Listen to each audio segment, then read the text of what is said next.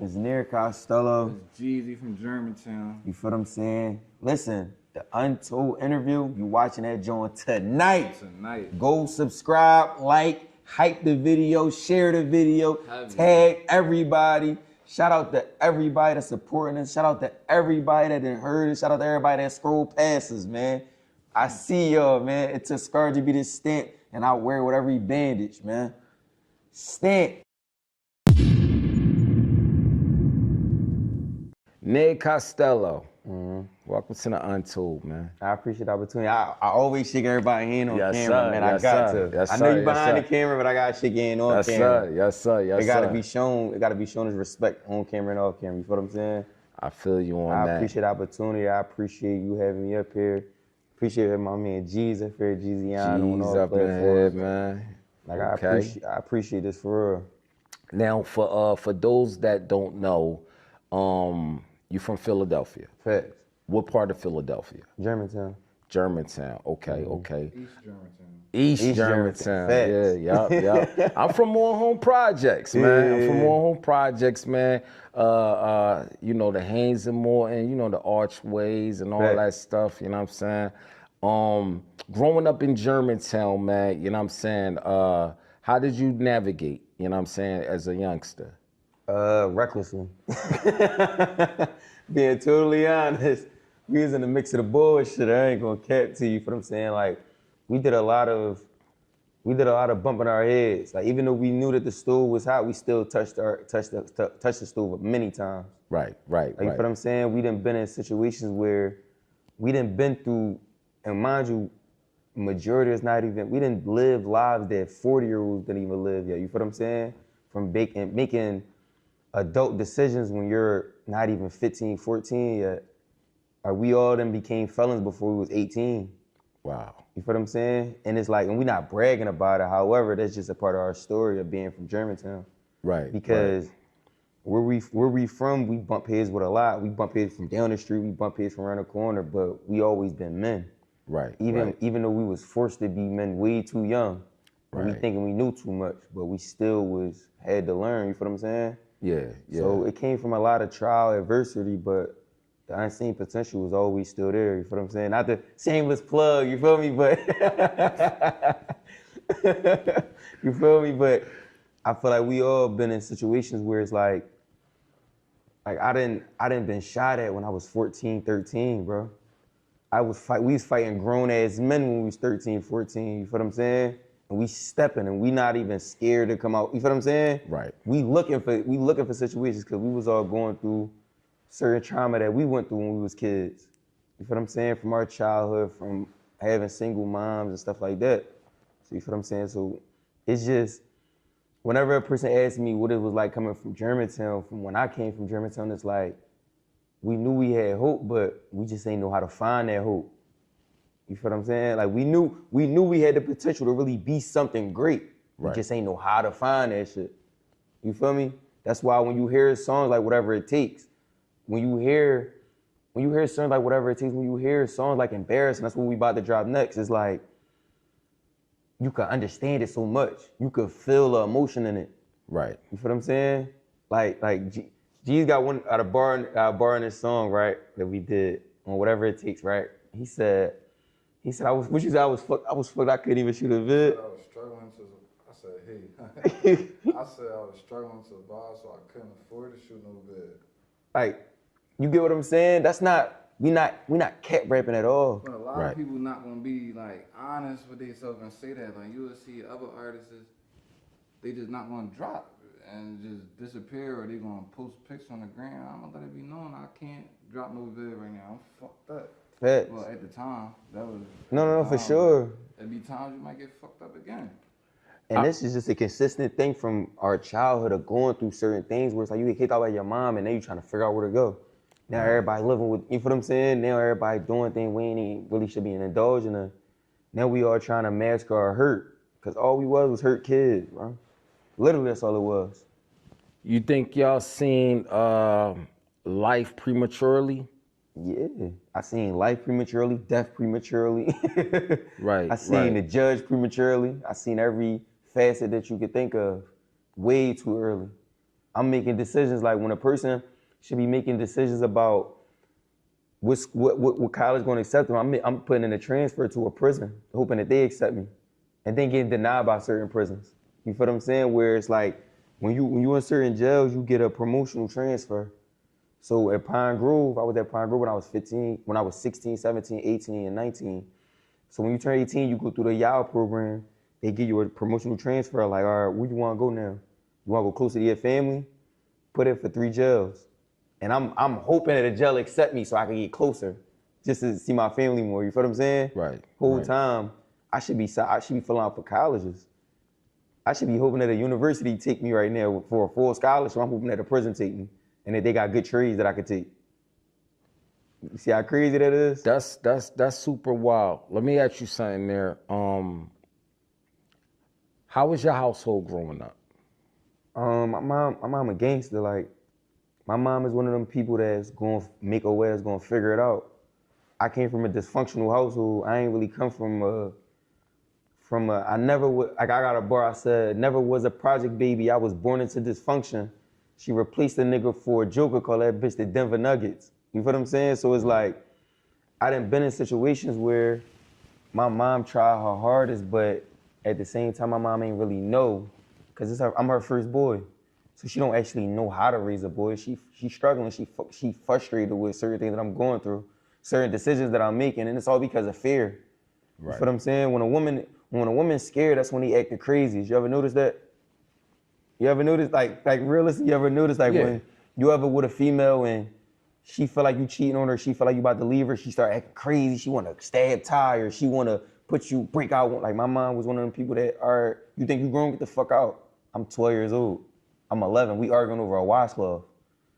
You feel what I'm saying? But in her mind, she trying to show me, no, listen, you need me. I'm in your corner. Don't bump heads with me. So if you don't want to bump heads with me, get out. I'm going to show you the outside world. Not going to be there for you neither. But the whole time, she didn't understand that when you push a boy out into the streets, he love the streets. He learned to adapt to the streets. He gained brotherhoods with other people that's been kicked out their household. You feel what I'm saying?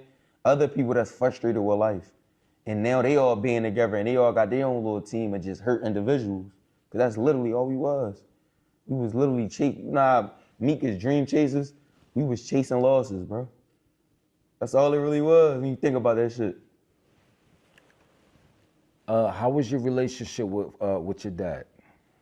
It was off and on. Like, my father was a person that's very intelligent.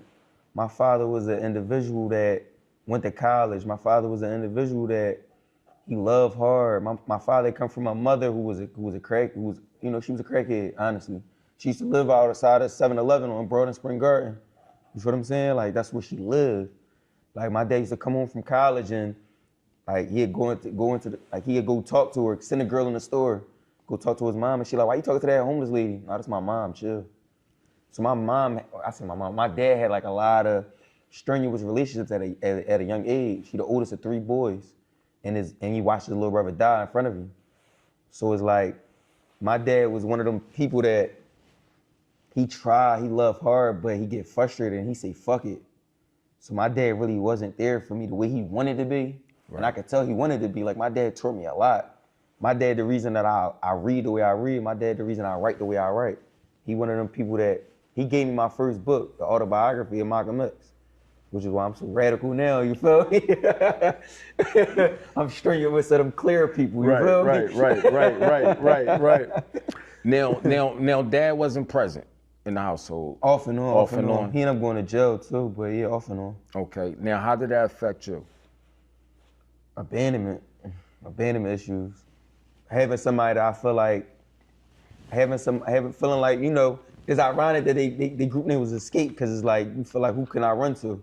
Right. You feel what I'm saying? Right. It's like, damn, like, how can I put myself in a predicament where it's like, who gonna really have my back? When my mom making crazy, kicking me out, I can't even call my dad. Wow. So who I'm going to? Let me tell you something, most people, they don't know that abandonment is a form of abuse. I never heard that before. Yup, abandonment is a form of abuse. You know, us as men, especially young men, we taught from the woman, listen, keep it moving. You get hurt, keep it moving. just keep it moving. You know what I'm saying? We don't get a chance to really process as men. You know what I'm saying? To say, yo, let me think life out. Like you said, mom kicked you out and things like that. That's, you know what I'm saying? And somewhat, that's abuse as well. No, you know what I'm saying? What's the saying? Yo, when you turn 18, you getting out of my house. That's not, you know, and it's always marginalized in the black community. You know what I'm saying? And we don't really know what's out there. You know what I'm saying? We just handle a lot of things prematurely based off our experience. Let me ask you a question. In Germantown, right? Did you get a chance to gravitate to the back in the day? Because Germantown used to be the place to be, bro. It used to be fun. I remember being at Waterview. They took the pools out. Did you remember the pool that used to be in there? Had the Waterview pool, Germantown High School, back in the archway. Oh, the archway was the jumping joint. Yeah, I remember I did a song with Vok. Vok was something he used to Shouts to Vok, a friend of the show, man. Yeah, I remember. Yeah, we had did the I had Vok on my intro for Convalescence, and Vok was one of the people that he was telling me stories. We was in the studio.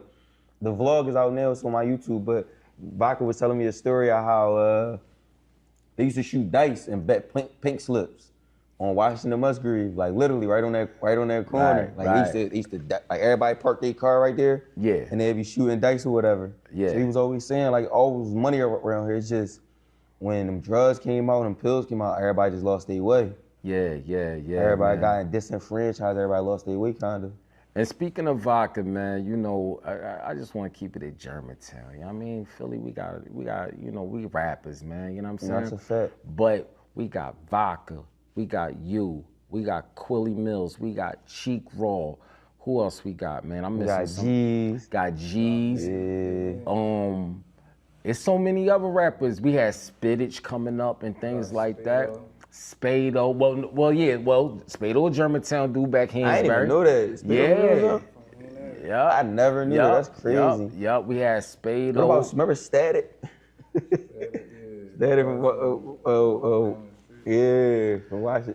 What's that, Washington apartment? Yeah. Okay. It's a lot of, it's just a thing about Germantown, I feel like.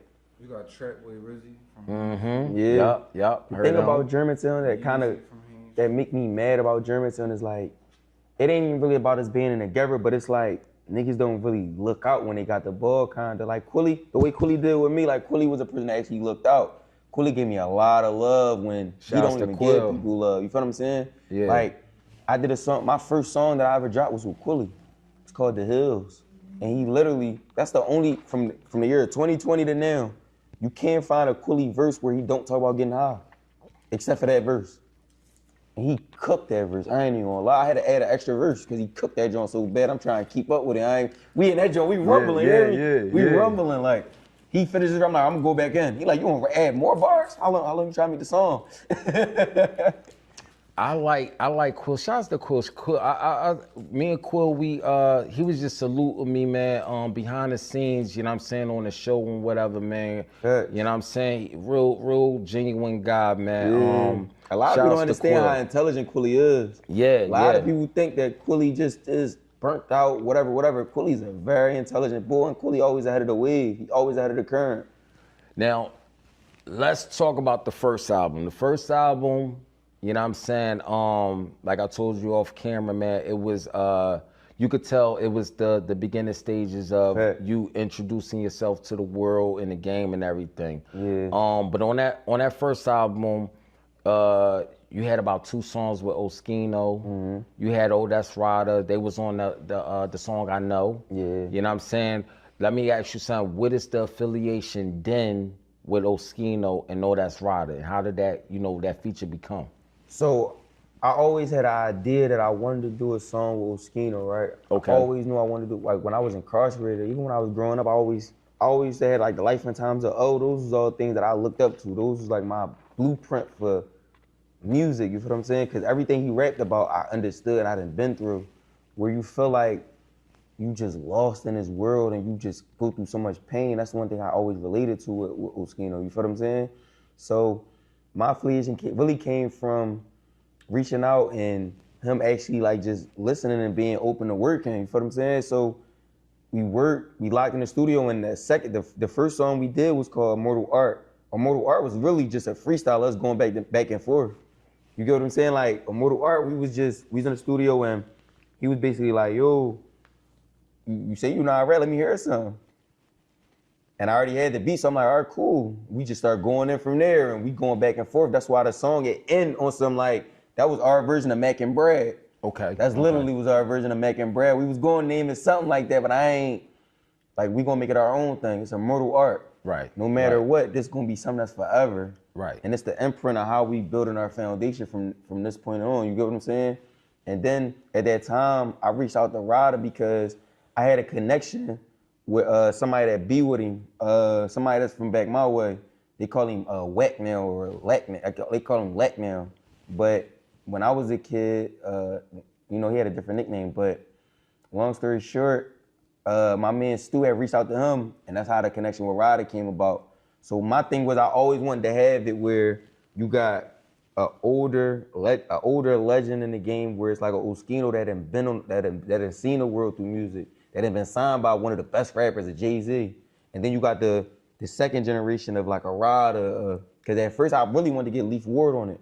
Right. That was really my intention, but with Leaf Ward, his schedule was kind of all over the place. Yeah, so free Leaf. Yeah, Free Leaf. So I really wanted to get him, but schedule was kind of all over the place. But Ryder was down to do it. Ryder, and I salute Ryder. I appreciate Ryder for even being on the type of time, like being open to working. You feel me? Right. Because a lot of people in the city would be like, man, I don't really know cuz. But I had so many affiliations and my name's so good, you can't deny talent, you can't deny my face. Right. You get what I'm saying? Right. So that's really how that song went.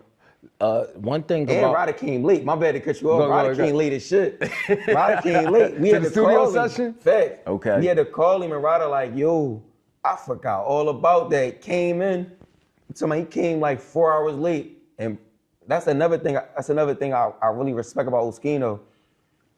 I booked the studio from 8. We was at Sound Genius every Ave. You feel what I'm saying? Okay. That's my guy every Ave. One of the most talented. He on the album? He from Germantown too. Yeah, every Ave. That was another one we said we missed. Every Ave. Every Ave is one of the people that's always you know how like a book got that spine? Right. Every Ave is the spine of every rapper that you could think of that came in the city. Wow. You can't be a rapper that came in the city and you ain't never locking with every Ave. In no way, shape, form. He gonna help you craft your sound, you feel what I'm saying? Right. And I ain't even trying to promote him like that, but that's my brother and I really respect him. I really respect him, but I met him in that situation. So I got there, I had a studio from 8 to probably like 1, 8 to 1 in the morning. Oschino got there at 8:15 and stayed the whole time. Even when, and mind you, around like 12 o'clock, so I'm like, yo, what's up with Ryder? Call him. We called him again. He like, bro, I forgot all about that. I'm on my way now. Send me the beat. I'm gonna write this joint as I'm coming. Okay. You feel what I'm saying? So that really was off his head. Like he ain't write that joint down.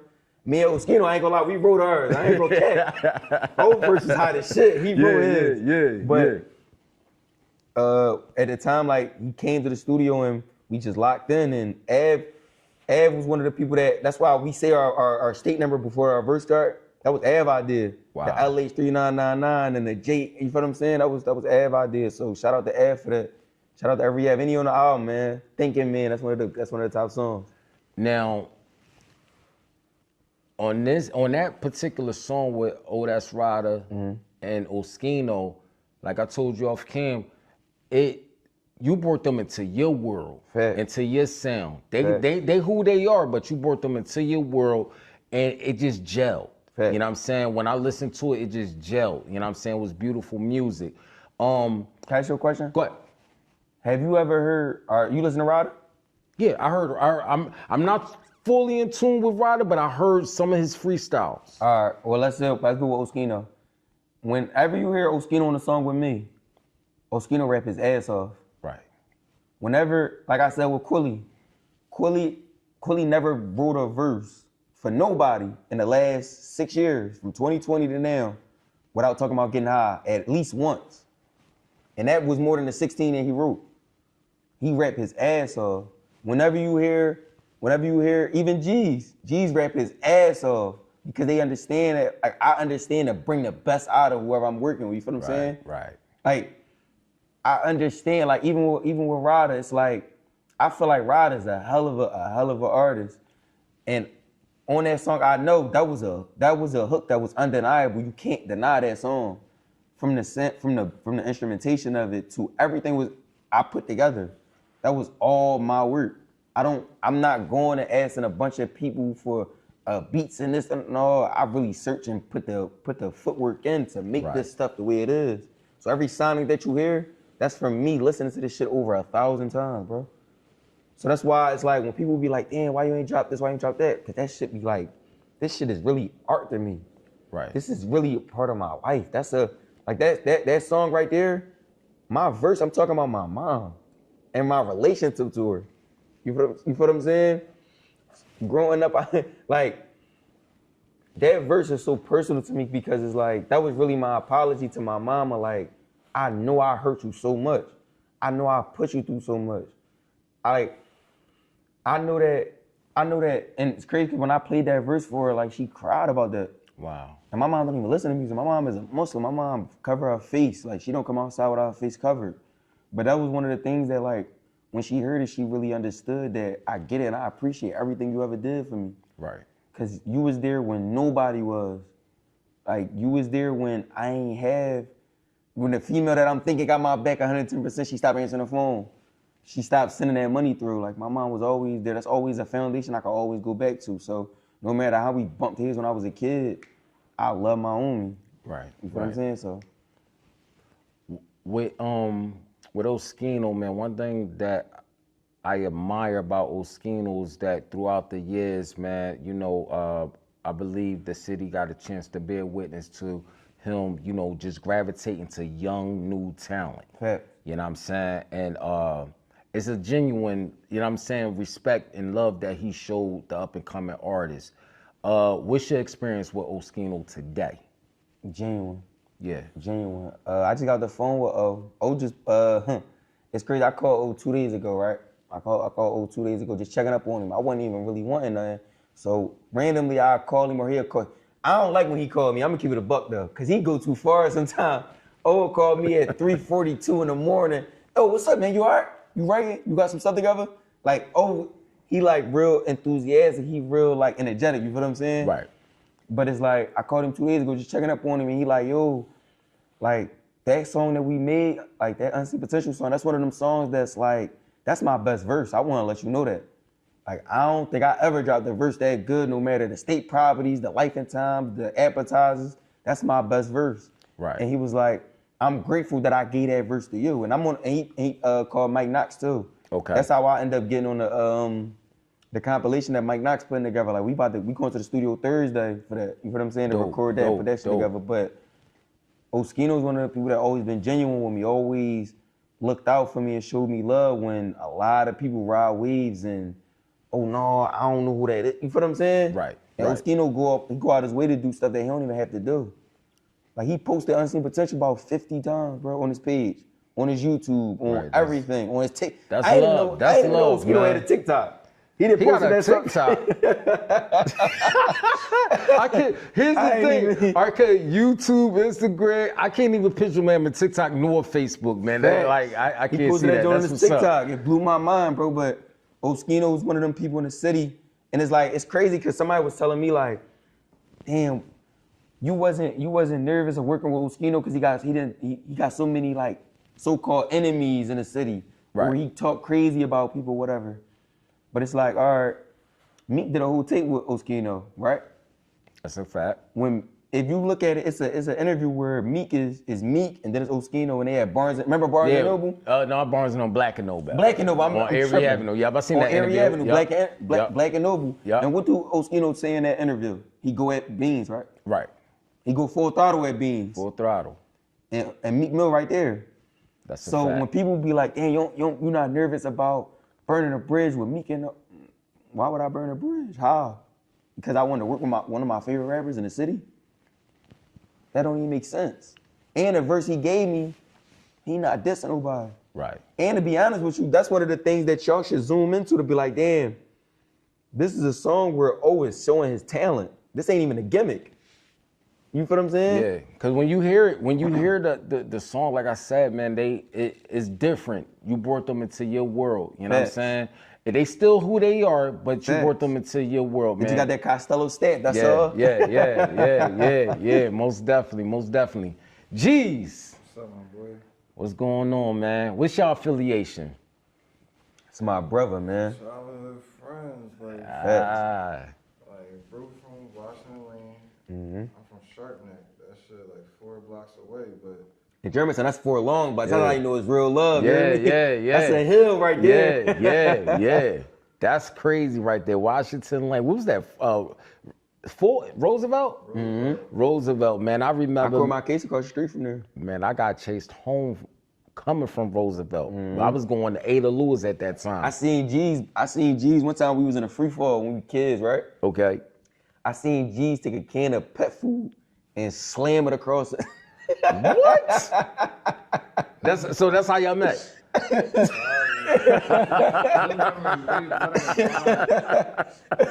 Oh, I seen he slam that joint across somebody. I said, no, that's my friend right now. He's on my side. Yeah, we good That's now. my We guy. good. No, I ain't. Oh, You can't man. make an interview with a nigga like that. You heard me? Oh, man. But one of the most talented, and I'm gonna keep it a bean. G's one of them people, and I say this behind his back, and I say this in front of his face. G's is one of them people that like, he got one of the biggest hearts. Right. And he's one of the most intelligent people I know. But at the same time, G's, I even tell you, he just do some dickhead shit sometimes. You feel what I'm saying? just came home 2 days ago. Literally? I was just on job. Welcome I'm home. home right now. Bro just put me on camera. Like, He put you on Untold camera. That's crazy, man. One of the biggest black ones in the city, you feel what I'm saying? So it's like, I'm feeling you. I need, like, and I always tell G's one of the most talented people, bro. G's one of the most talented, one of the most influential people. G's one of them people that, in Germantown, you can't say you don't know him. Okay. You feel what I'm saying? You can't say you don't know him. You can't say you don't see him. And he got a big heart, bro. One of the biggest. I done seen him walk away from certain situations with individuals that, to be honest, if he was petty or a young boy or 10 years ago, it would have went left. But he made the right decision and just left it alone. I forgive you, bro. You don't know no better. Right. You don't know no better. I forgive you. Right. And that shows a man. You get what I'm saying? But at the same time, Don't play with him. you feel me? Don't play That's with my him. dog. That's my dog. That's my Muslim. We done stood in ranks together. We done been in shackles together. That's my guy, bro. And I'm always support him and have his back 110%. That's why when I came up here, I'm like, I gotta have G's with me. And I hope you weren't mad at me because I told you I don't never. You good. You know what I'm saying? But I had to. At first, I thought it was. At first, I'm like, all right, but the goon of security. But when you said it was G's, I said, okay, all right, he on the album. He on the album. Now, you know one thing. So I'm not Muslim, but Germantown, you know, you might as well say we kind of like the Mecca when it comes to the Muslim. Germantown, a Muslim town. Yeah. It used to be Quakers, now it's Muslim. Exactly. So one thing that I observed about you, Nir, and I respect it, is that we was gonna do the uncappella, right? And I was like, yo, when we doing? He's like, bro, after Ramadan. So my folks is Muslim. I don't know too much about the Ramadan joint. I said, what is he talking about? He's like, nah, bro, they shut everything down. They shut everything down to be one with God and all that stuff, and they pray and everything. Don't. I said, oh, okay. All right, cool. I get it now. And you was so firm on that. But then I see other people that, you know what I'm saying, that supposed to be Muslims and all that stuff. And I'm not trying to cut you off, do but I just thing. want to say this, right? Qala sabru ala that fee, and preserve patience and bear all harms encountered upon that. Everybody go through what they go through. Everybody bump their head in different ways. You feel what I'm saying? Right. When we was kids, you done stole out of a store before. I'm sure. I ain't dry snitching. You know they quit to say dry snitching nowadays.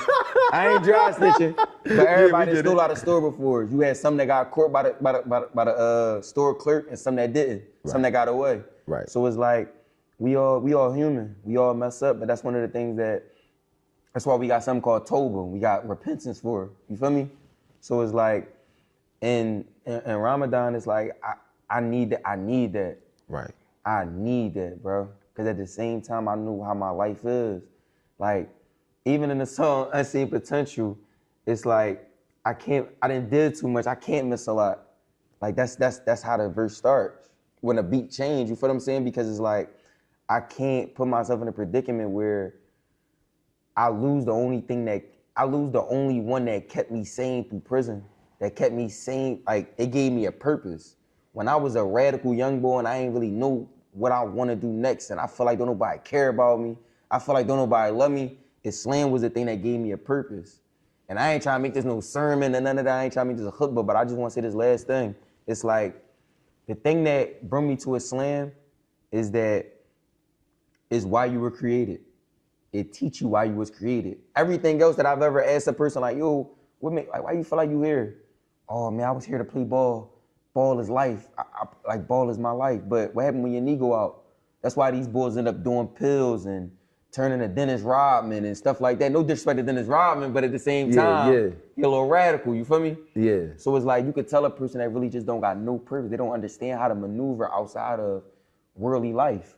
And that's why it's like, Islam, it teach you, it's وَمَا خَلَقْتُ الْجِنَّ وَإِنْسَ إِلَّا لِيَعْبُدُونَ. And I created not jinn and men except to worship me alone. You feel what I'm saying? That's why we created, to worship our Lord. So if I had 30 days, I'll lose money. I even had Oschino leak one of my Jones before. You know what I'm saying? I'm sending him. I seen it. It was on Instagram. Yeah, I seen it. I was like, he leaked our John. I was like, hold on. I thought he just told. Okay, but and it's you not. say it wasn't on my account. Yeah, it wasn't on your John. It wasn't on my account. He leaked my John. Yeah, so he hit me up like, yo, send me some. I want to see what you're working on. Okay. I sent him about 3 reels. Next thing you know, that John, my phone blowing up. Yo, you going crazy. And that's what it was. It was the embarrassing John. He leaked my verse. Yeah. I called home. My folks told me, you know, Oschino just posted you. What you mean, though? They told me he just posted you and Nir Costello. Oh man. I forgot to tell you all good things about you. Yeah. Oh yeah, that's heavy. That's all they was That's heavy. That's heavy. Nir, speaking of purpose, man, what is your purpose? To worship my Lord to the best of my ability and to raise my children the best I can. That's all I worry about. I ain't gonna lie. I be seeing I see a lot of rappers always kept like, I ain't doing this. I ain't never have a job. This music stuff is effortless and all this. That's cool. But for a person like me, it ain't really that. It ain't that easy. I got a job, bro. I got a trade. Right. Like, I go to work dinner every day to make sure, and I'm not working because I'm trying to get this rolly, I'm trying to do this. I'm working because I need my kids to have a solid foundation, a guaranteed foundation, because music is a small window. Music is a small window, you feel what I'm saying? How many rappers that you didn't see that had a wave for, let's say, a summer, and next thing you know, they doing radical stuff. Next thing you know, they turn into a 6ix9ine. Next thing you know, they turned into a junkie, you feel what I'm saying? Now they on Kensington and Allegheny, and there's no disrespect to nobody. But music is a small window. Facts. And if you make music your life, it'll break you mentally. And that go back to having a purpose. A lot of people don't understand what their actual purpose is. And that's why a lot of people crash out. Because when music don't work, they don't know how to transition. They don't know how to transition. All right, I see I rap. I see my wave now with the rapping. Let me turn into a manager. Let me turn into a PR person. Let me turn into I see my man got talent. Let me go and invest in him and show him the ropes of what I did, but I know he got more wave. He younger than me. Right. He got more influence than me. You get what I'm saying? Right. Some people got to understand you're not a rapper, you're a podcaster. It's okay. Joe Budden, lyrically, one of the best. Nice. But he understand I got to transition and move on. Music is only a small window. That's a fact. And it'll drive you crazy if you don't maneuver right. So my main purpose is making sure that I lead for my family, bro. I don't care about nothing else. I make sure I pray my 5, and I make sure that I read a story to my daughter and my son. That's really it. I just want to attract me with my son today. You feel what I'm saying? So it's like, I can't miss them opportunity because I see how it is. Like I see, like G's got that. G, what's my favorite part of the embarrassing, bro? What you said in there, John? You said, You said I didn't miss so many summers of my. What you said about that, John? I did 6 years and in a relationship with my daughter. Feel like I can't fix it. That part. You see what I'm saying? That's real talk. It's all real, and it's like you make decisions we all done made decisions that we didn't understand to still be putting a strike or a lash on our back to this day. I would have never knew. I'd have never knew that I'm still being affected by something I did when I was 15. I'm about to be 29 on April 27th. I would have never knew that, bro. I would have never knew. I would have never knew that making an impulsive decision, a decision that took less than 6 seconds will cost me 7.5 years of my life. That police contact being pulled over could get me on house arrest. I would have never knew that. And now it's like, even from that, and my bad, I don't want to OD, but even with that, it's like, I can't even maneuver the way I want to with my kids. Cause I gotta make sure that I gotta fit the restrictions of my parole. I gotta make sure I can't take you outside of Philadelphia cause I'm on house, you get what I'm saying? So it's like, that's why I tell every kid, bro, understand what the streets come with. And even if you don't understand, look at a person like me. Look at G's. Like, we done been through it. We done been through it, bro. I didn't really shed blood behind this shit. And I stood on this shit and came home and changed my life. But I understand that just because I changed my life don't mean that somebody else changed their mind. Right. I understand once bloodshed is always there. You feel me? But I'm not about to boast in it. I'm not about to be, no. I understand that shit real. First time you court your case, could you elaborate what it was for and how much time you got? They charged me with attempted murder. They gave me 7 to 15 with 3 years special probation on the back end of that. Okay. So even after that 15 years, if I don't make no mistakes, I still got to do another 3 years on special probation. And Lord knows what the special mean in probation. Right. What the special mean with probation, but you know it's Commonwealth. Right. So it's Pennsylvania, so. And that was the first time you ever got into Ever in handcuffs. Ever in life. Never been in handcuffs. Let me ask you something. When the handcuffs was placed on you, what's going through Nir mind? It's something called alexithymia, right? Okay. Alexithymia is, because I go to therapy now. I go to therapy once a week.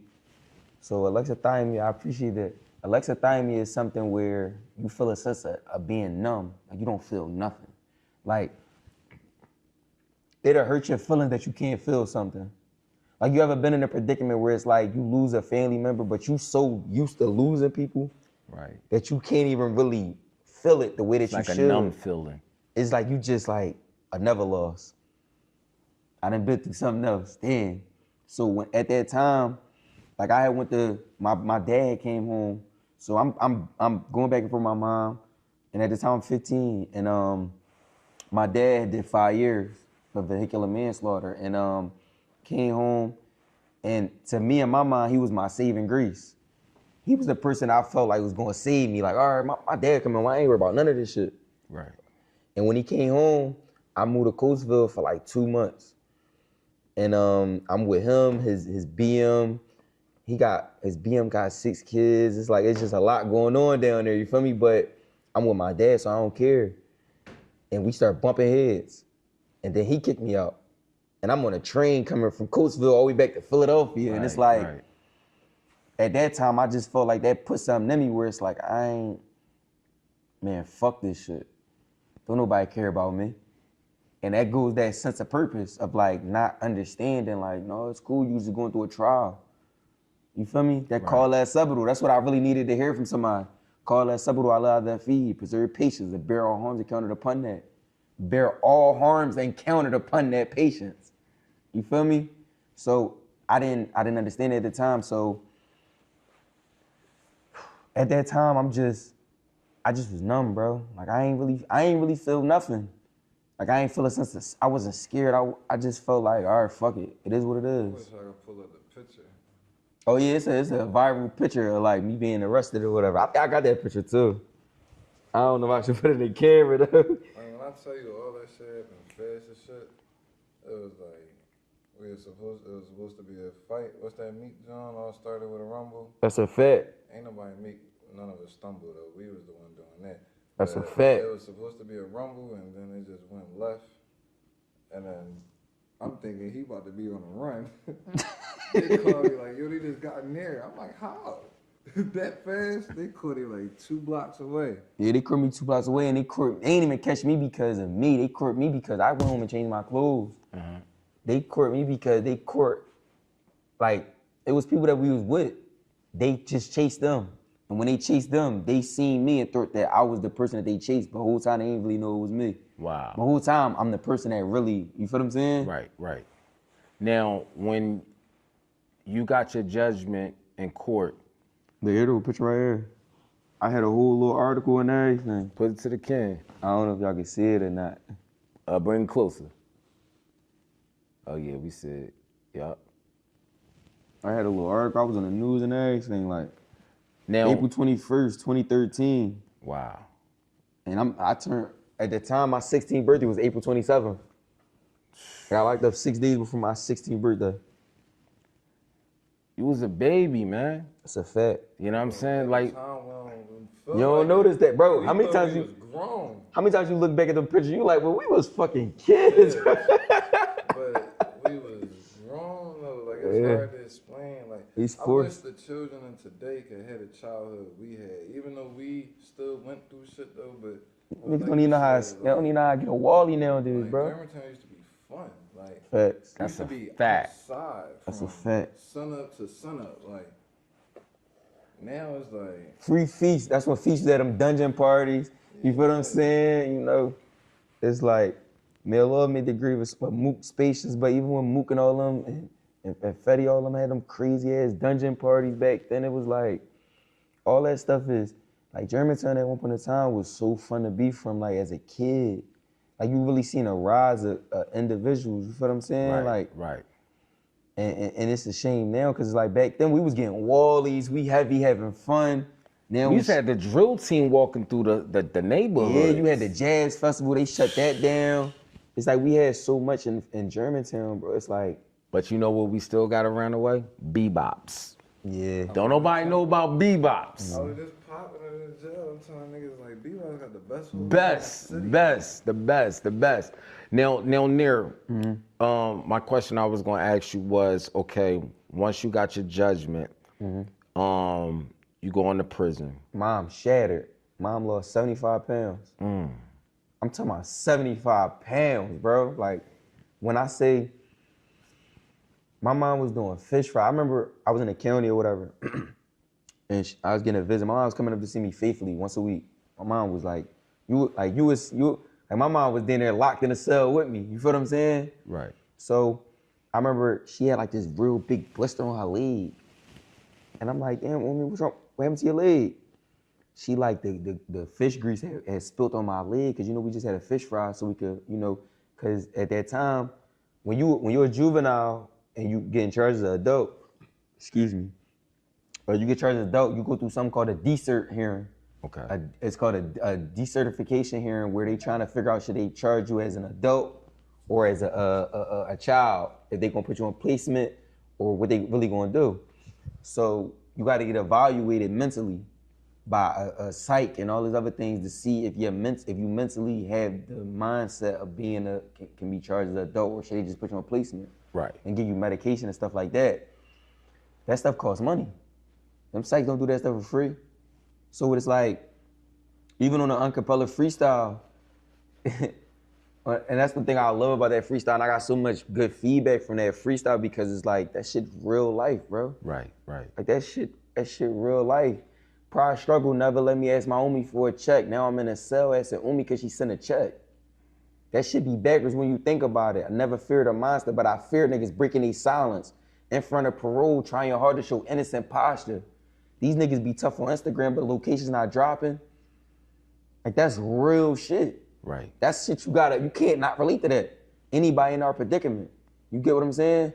But it's like, I remember she had a blister and she had to raise, I think, $2,000 to pay a psych so he could evaluate me and tell a judge, you get paid $2,000 to have a conversation with a 15-year-old that's facing 20 to 30 years in prison.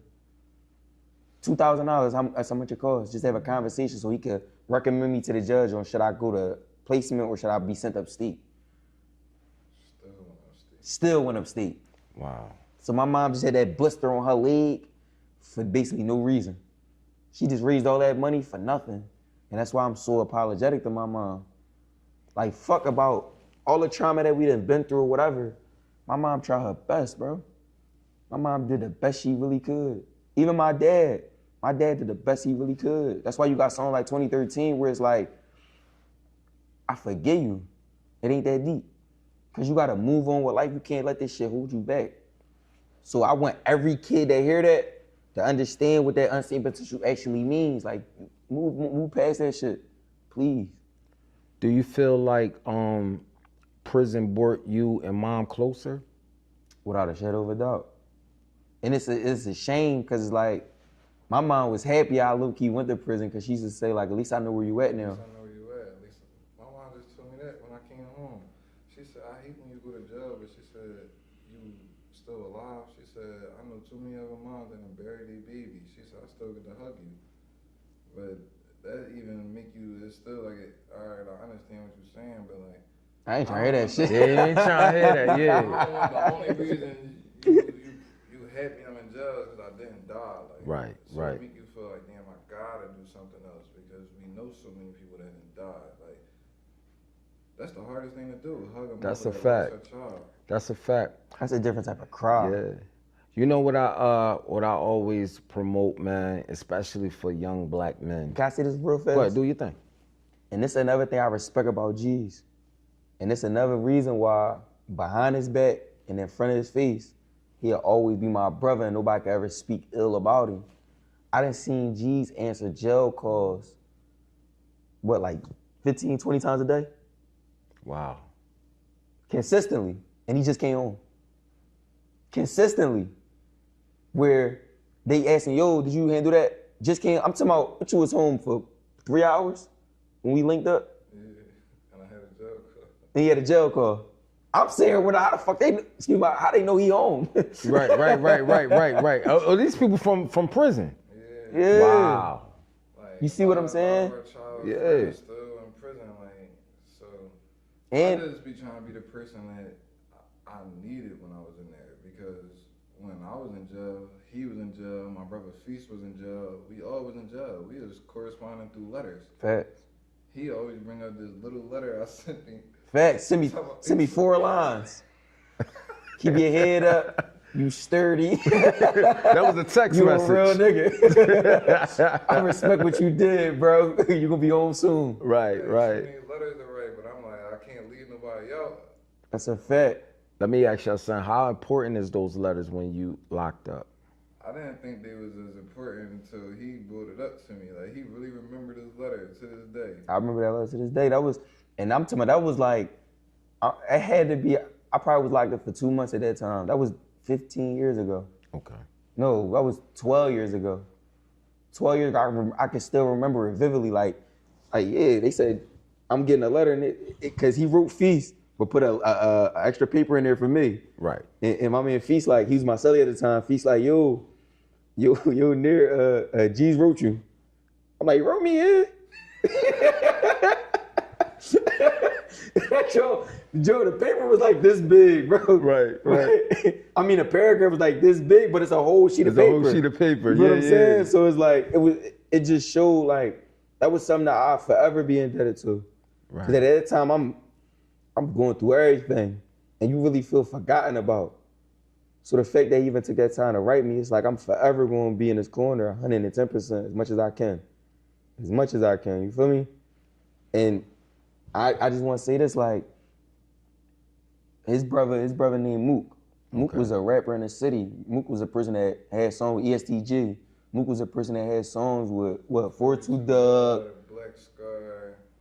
He from 1200 and so Oschino Youngboy. You feel what I'm saying? And this is a person that, to this day, everything is long live Mook. No matter what. There for the kids, there for Feast kids. Feast is Mook brother. Okay. You feel what I'm saying? So it's like, I'm just breaking this down to show this is what real loyalty is. This the embodiment of loyalty. You get what I'm saying? So it's like, that's why I appreciate him so much. That's why I want to be seen with him. Cause if you see me, I'm always dolo. That's a fact. I don't come with an entourage. Cause entourage is tough. Entourage you can't be responsible for. But this my brother. Right. We done stood in ranks together, we've been in shackles together, and we free together. You feel what I'm saying? So it's the and my bad, I'm gonna shout you out like that. Nigga like you about to cry now, that part that, you know, especially rap artists, they don't talk about, they get glorified when they come home and things like that, but they also get forgotten when they doing that time. I don't care who you are. That's a fact. What was your days like in prison? Like your stretch, like what was that like? Like from morning, noon, and night, like take me through that journey. In the county upstate, they different. Upstate. Upstate, so you got Sunday, that's chicken day. Everybody selling their chicken, all the white boys selling their chicken for phone time. Oh, wow. You feel what I'm saying? So it's like, upstate, you remember that shit? Upstate, you got that blue phone. Upstate is like, it's more structured. It's way more structured. Everybody is stuck in their ways of what they doing. You got the Muslim bubble, you got the Christian bubble, you got the weirdo bubble, the anime bubble, you got the Marvel character bubble, you got the workout bubble. You feel what I'm saying? It's all different, like, I don't want to call them sex, but it's all different bubbles of people upstate. Okay. And everybody is in their own way, and they don't really bump into each other too much. So it's not really as much violence as it is in the county. Because in the county, there's no bubbles. Everybody just bumping into each other from the street. They don't know no structure. But upstate, you got lifers. You got a person that's going to die in here. You got somebody that's been here for 35 years. I was about to say, you took the words out my mouth. It's crazy, like a lot of people ask me the same question you just asked him, but they be younger. Mm-hmm. I tell him I asked the same question he say, like, what you mean, from the county or upstate? And he asked me, two different bids. I be like, in the county, you around a bunch of people that's facing time. You see people go to trial, lose, go upstate, but you still in the county, so you don't see it. But when you upstate, you with people that did time. Like I had a cellie that had 43 years in. Mm-hmm. I had a cellie that had 38. 22. So I'm in my head like. I was 19. And then he miserable because he got a triple life. He done. Facts. But in the jail, they respect him because of what he did 43 years ago. So he cool in the jail, but it's like, bro, you been in jail 43 years? Like, I gotta get out this joint. I'm trying to make parole. Like, we can't even have conversations because you've been in jail twice as long as I've been alive. He done seen a rookie CO turn into a sergeant. You get what I'm saying? He done seen people retire. And it's like, all of those is reminders. When you go upstate, first question they ask you, where you want your body sent to? No, real shit. Where you want your body? You got it. Imagine you got a 2 to 4. I laughed at it, but I came back. I'm like, they like, where you want your body sent to? I'm like, huh? What you mean by that? I said, ain't that happy to be here. They like, no, like, we just gotta ask that question. Like, if any, like, you might get sick or anything, they try to finesse it like that. But right. No, like, upstate, that shit was real. And I done seen people that actually like came home. I done seen people die in that joint. I was young. I remember somebody named Red. I done seen a dude named Reds. He died in that joint, got killed. And I feel like the COs killed him. You feel what I'm saying? But at the same time, it's like he died in there. He ain't have life, but he ended up serving life. So it's like we make these decisions, these second decisions, these temporary todays, losing our guaranteed tomorrow. You feel what I'm saying? That shit be so crazy when you really think about that shit. It's like, and then you got people that came home and that really that changed their life, like me. You got a person that's like Healthy Shake that's out on Instagram.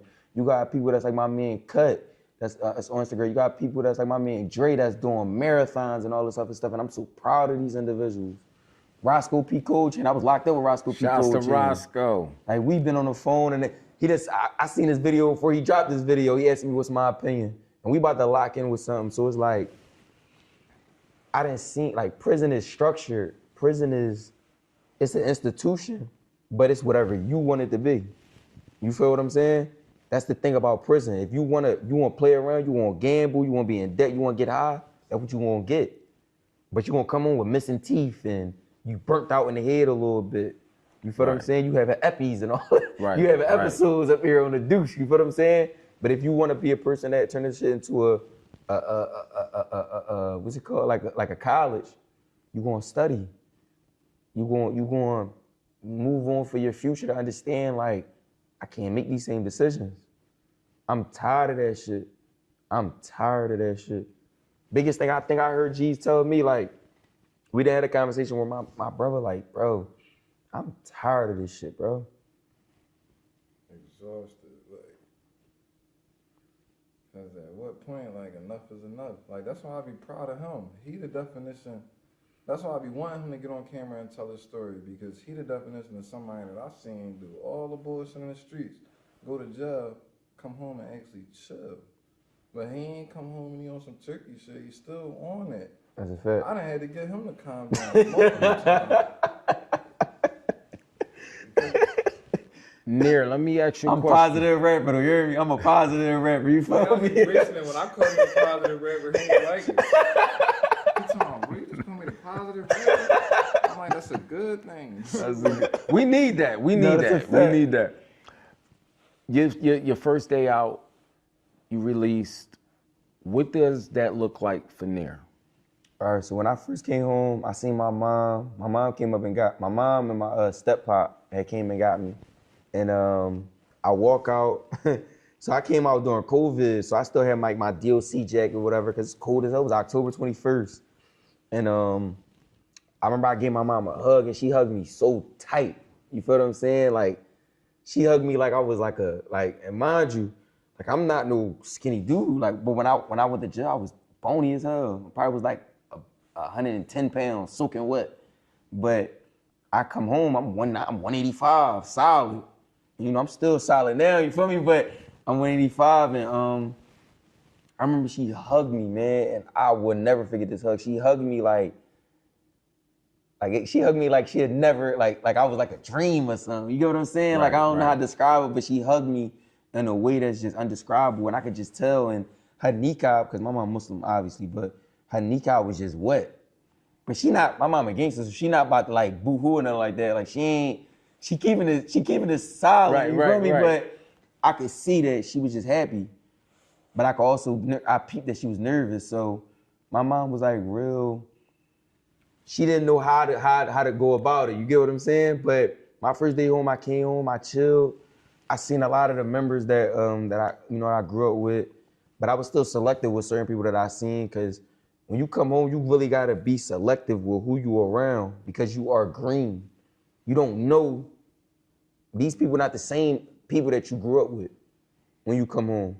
Everybody got different nicknames, they got facial hair, and a lot of them became weirdos. You feel what I'm saying? A lot of these niggas is burnt out. And that's the biggest thing you learn. And they became drug addicts. A lot of them became drug addicts and burnt out drug addicts. Niggas is 300-400 pounds now, singing the platters on Instagram. Yeah, you get what I'm saying? Like, one thing I can say Joe saved me from, not to cut you off. No, you I good. always tell my mom this. When I went to jail and then I came home and I seen that all my friends was off pills and getting high, it made me look like, oh, all right. Maybe it was a reason I just went to jail for a little year. Allah saved you, yeah.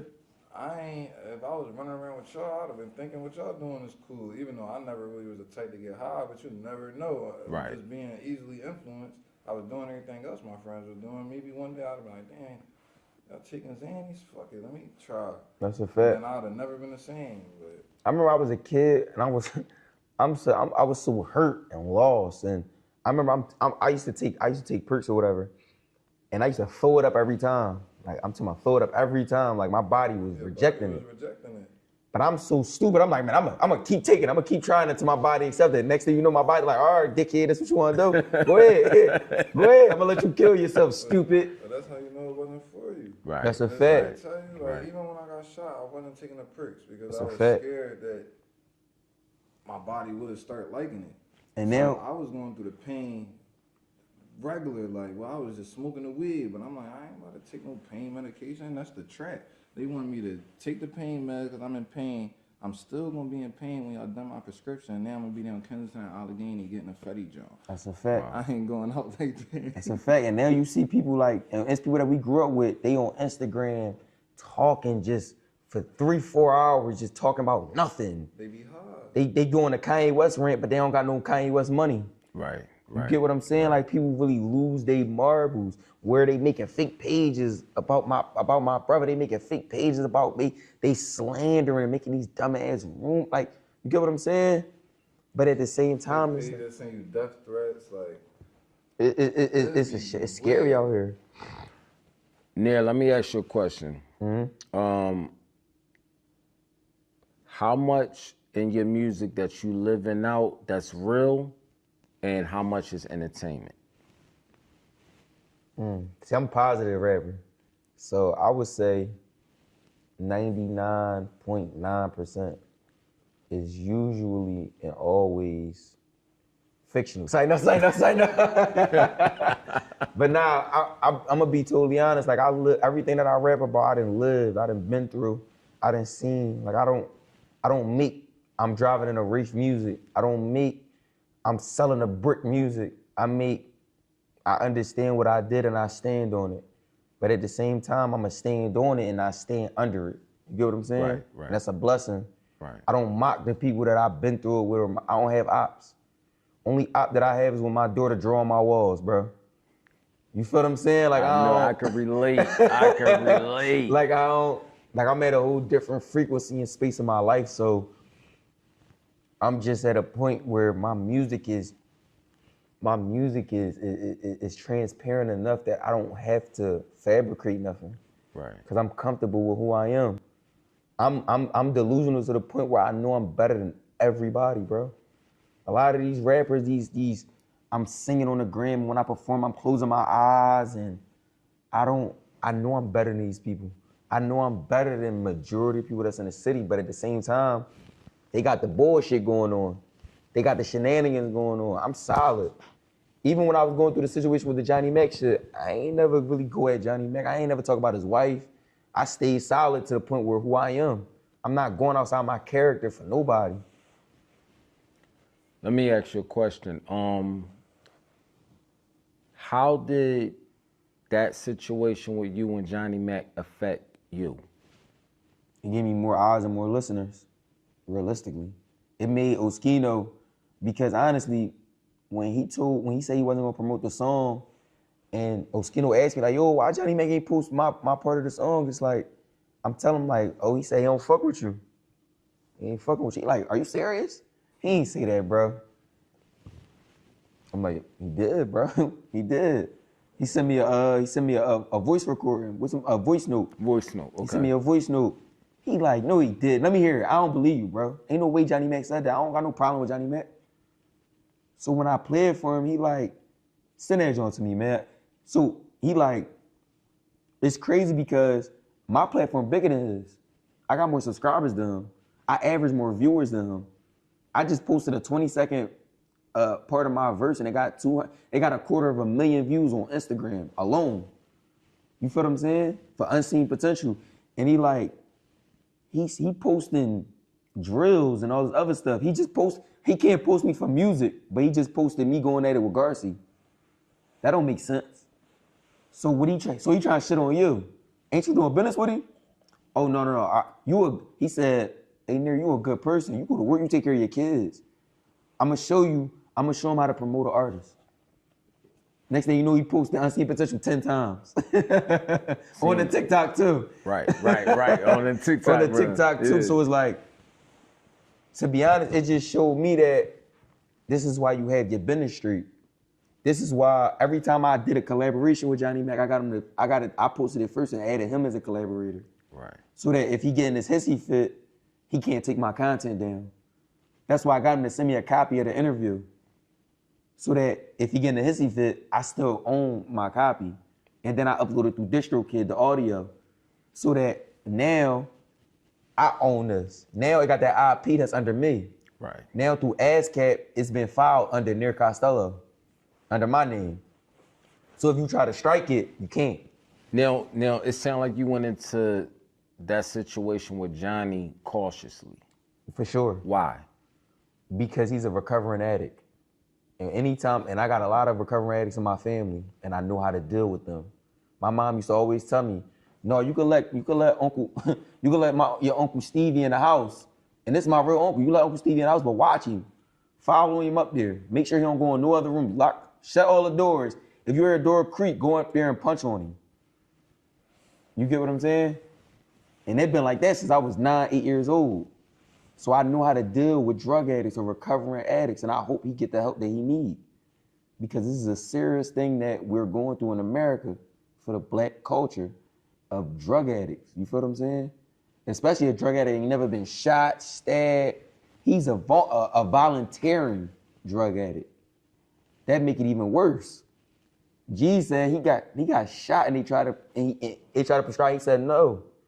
This is a grown man that volunteered. That's what I'm saying. That's the strength of it. You feel what I'm saying? This is a volunteering drug addict that can't get right. This is scary. And whenever I deal with individuals that make me uncomfortable, I deal with them cautiously. Right. It's like if you see a pothole in the street, you slow down before you hit it. Right. You don't speed up. So that's why I handled it that way.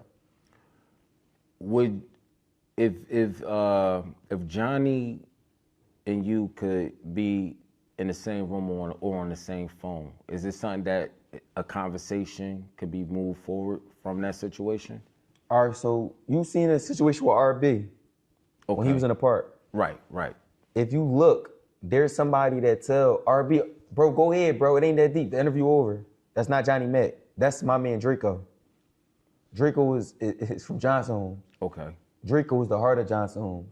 Draco is one of the most talented rappers from Johnson Homes that Johnnie Mac don't even post. You get what I'm saying? So when the situation happened, Draco tell me like, yo, Johnnie Mac really like, he just feel, he don't really know how to maneuver, bro. I don't know why he did that, bro. But at the same time, it's like, so when I'm saying all this to say, I'm saying that I don't have no problem with him. He's sick. He has something that America can't cure. You get what I'm saying? This is something that Ronald Reagan was fighting. This is something that George Bush father was fighting.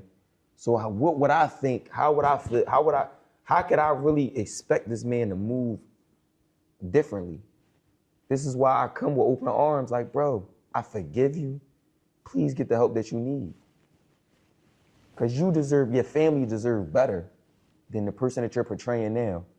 That when you get tax money, you go up you do 3 episodes where you call in a person that's incarcerated, which is Oschino's son, and he's out the loop. You get what I'm saying? Because you know, he did an interview with Oschino's son. Or you ain't know, so Johnnie Mac did an interview with Oschino's son, with Muji, you feel what I'm saying? I don't know Muji at all. Okay. But he did an interview with him, and mind you, when you locked up for a certain amount of time, it's like you be out the loop. You don't really know what's going on for real. So I doubt that he actually knew what was going on with Johnnie Mac and Oschino at the time. This is my opinion, I don't know. But it's like you manipulated that. These are the signs of an addict. You get what I'm saying? They know how to manipulate to get an extra dollar. You get what I'm saying? They know how to sneak into rooms and check all the drawers. These are signs, man, and it's so sad because I notice it and I see it. But he did an interview and he basically talking down on Oschino and making it seem like he's just a terrible person on the interview. Hold up. I'm gonna cut you off. Okay, so he did an interview with Oschino's son that's incarcerated. Facts. Okay, Yeah. okay. But he did it with the intention of trying to hurt Oschino. Because he know that Oschino bumps heads with his son, because you know his father's son. Right, that come with the game. Okay. You feel what I'm saying? You got your dad in your life? My dad is deceased. Oh, excuse me. Mm-hmm. But I can only go from my point of view. I bump heads with my dad all the time. It's just how it goes when you're a man. When you're a man and you have a father, it's just how the game go. So it's like you manipulated that to try to cause division. And it's like, this is why things don't last in that type of way, because even from that, you did 3 episodes. You said a person never hear from Nir Costello again. A person never hear from RB again. But we popping right now. I've been doing interviews out the ass. Facts. I'm dropping content out the ass. I'm making money off of this. I'm doing features out the ass. I just did 4 features in the last 2 weeks. You get what I'm saying? All paid, John. So it's like, you can't listen to a drug addict. This is why they need help. And I sincerely hope this man gets the help that he needs for the betterment of his family, because they need him more than I do. You get what I'm saying? So it's like, he did 3 episodes and nobody ever heard from him ever again. The Philly First 48 platform is dead. Sayola is doing his own thing. Shouts to my guy Side, man. Facts. Shouts to Side. Good Muslim brother. From what I see him, may Allah make him better than what I see of him. You feel me? Right. Let me ask you a question. Have you ever had to choose between the streets and music? No, I ain't in the streets. I walk the sidewalk with my head high, chest out. I ain't gonna cap to you. Cause I don't. You know what's so funny? You ever notice when you walk on a block, it's like the street is so big. Like that black, that black tar. That black tar. Is so big when you really look on the street. But the sidewalk is where the houses are. Right. The sidewalk is where the grass is. The sidewalk is where the kids play. The sidewalk is comfortable. Right. But the streets is so big that it's enticing. That's where the cars speed off. Everybody with their dirt bike. Like when you think about that and you a kid, it's enticing to you. And when you jump off the porch, it's only so much that you really jump that you might land into the streets, that right. Black tar, you feel me? Right. But at the same time, no, I never had to choose between it. G, what you think? What? You ever had to choose between the streets and music? Like on the what tip? Yo, I gotta elaborate the question. Yeah. Let me ask you, this is a question for both of y'all. Yeah. What's beef? Beef is where there's bloodshed. Beef is where there's no understanding. Beef is where 2 hurt people are trying to hurt people. That's what beef is. Beef is chaos. Beef is immaturity. Beef is where nobody has an understanding of each other. That's beef. Beef is immaturity to the fullest. Beef is impulsivity. Yeah, that's a better word. I wouldn't say it's immaturity to the fullest. Is there any rules in beef? Different, like different beefs be under different circumstances. Like that's a fact. Frivolous beefs is immature. That's a fact. That, but sometimes people really be like deserving that shit. Like some people really do foul shit. No, that's a fact. I'm not. But for them to do foul shit, that's still a sense of immaturity, though. Because if you was a grown-ass man, on their side. But from their side, they don't look at it like that. The beef not really immature.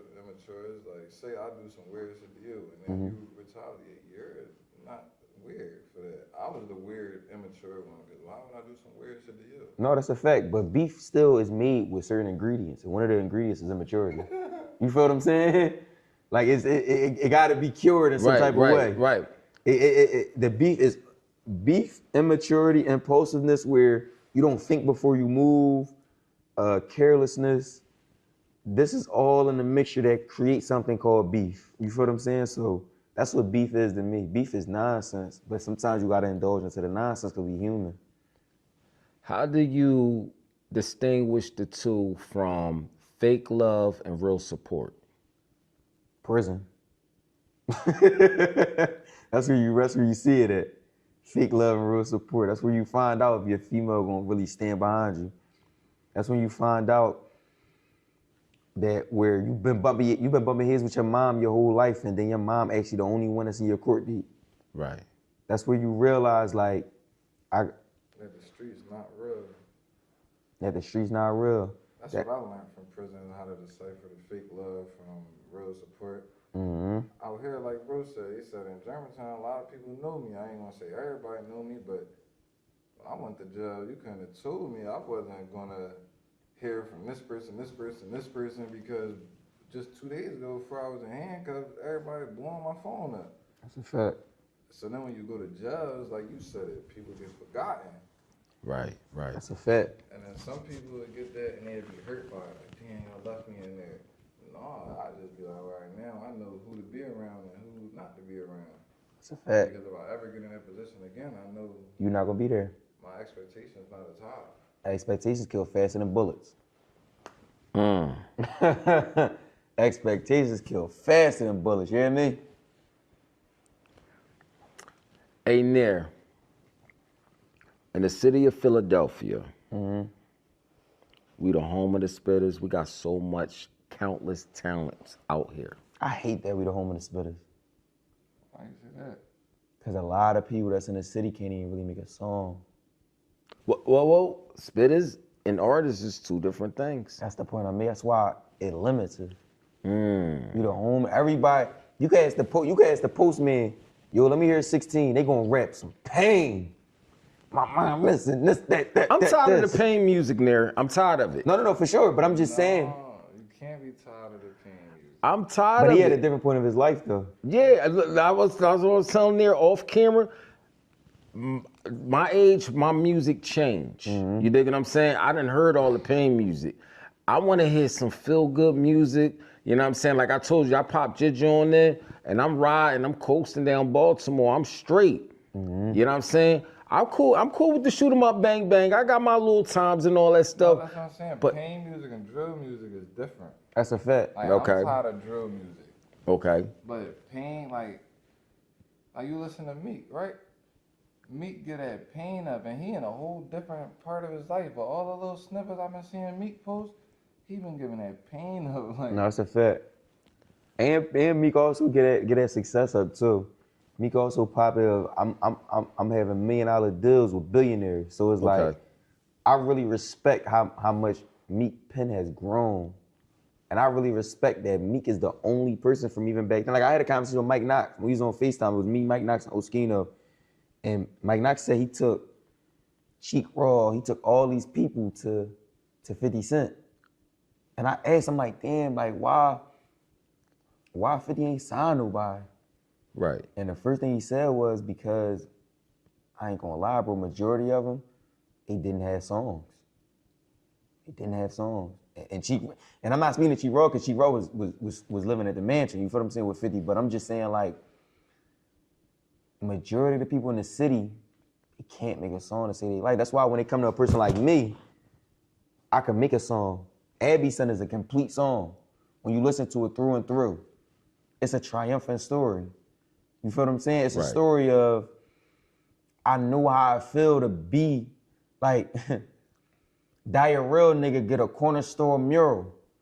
It's all fun and games until them deaths turn plural. Say it's bad luck when you invest in life insurance. Well, I think it's fucked up when you die your mama struggle. I can't tell my niggas pray for me. They don't pray for themselves. Recite Quran because it helps to ease my mental health. Just had a son and in his face, I swear I see myself. It took having a son for me to see I hate myself. So it's like, that's why when you say like how much of the music is fabricated, it can't be. I got too much life experience for my music to be fabricated in no way, shape, form. It's too much stuff to rap about. It's too much, like I don't gotta rap about popping bottles. I'm rapping about, like my biggest flex is like, fuck Balenciaga's mother's hugs is my luxury. I don't give a fuck about spending money on track 2 sneakers. Right. I care about getting a hug from my mom, bro. My mom texting me, she proud of me. My mom telling me like, I'm the man that she always envisioned I'd be. I'm the man that she begged the Lord to make me. That's heavy. Like I'm getting teared up. Bro, I cry. You know the last time I cried was watching my son at a track meet and he losing. I ain't even gonna lie. He getting smoked, but I'm just so happy that he running, he happy. Running. Yeah. Like, I cried, bro. Like, even my man G's, like G's telling me he's spending time with his family. He not worried about nothing else. Like, that shit, that bring a sense of joy to me, bro. Like, I can't hang around a nigga that's a deadbeat. Like, you don't be around your kids, what's wrong with you? Right. Right. None of my homies is like that. My man Stu, he take care of his niece, he don't got kids.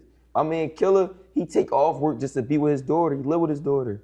My man, bro, I remember I done seen my man Brill to the simple fact that like, I done seen him with his son on a late night. just trying to make sure his son cool, even when he ain't have shit. My man Feast, he take care of his son from a cell. Making plays so his son could be cool. My man Scoop don't have kids, but he makes sure that Feast son good. G's make sure Feast son good. And G's got his own kids.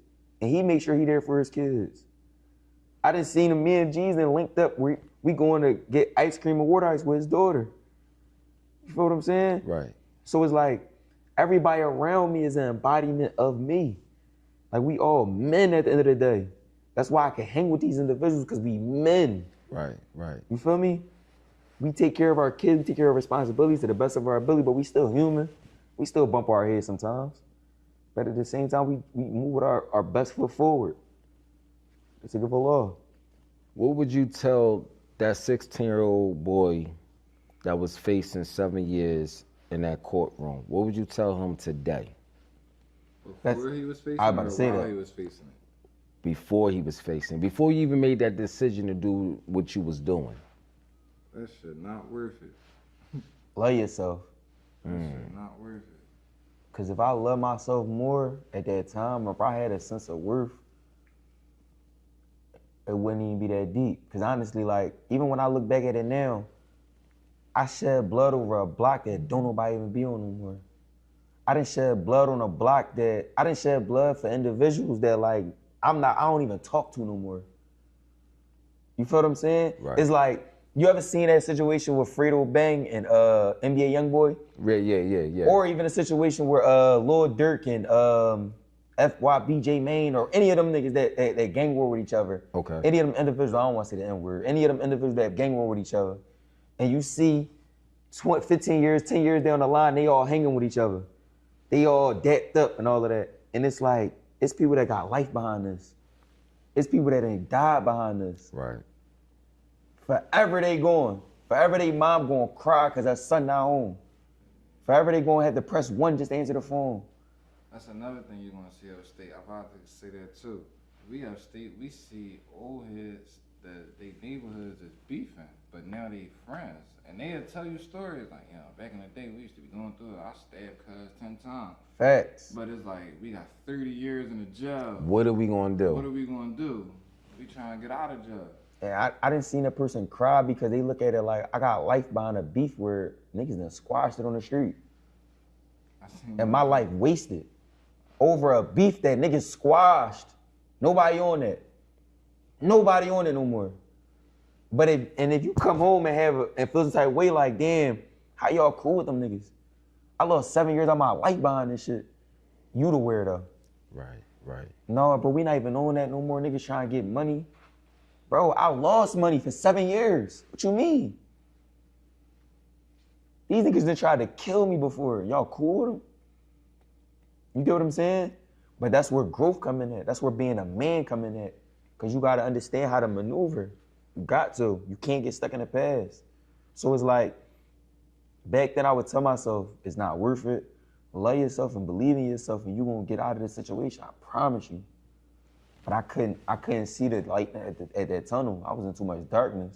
I felt like my mom ain't care about me at that time. I felt like my dad didn't care about me at that time. I felt like I had nobody. You feel what I'm saying? I felt like I was really just alone, getting high just to feel some type of way. I'm suffering from alexithymia, like it was just too much. So it's like, that's what I tell myself. I tell myself, get a hug.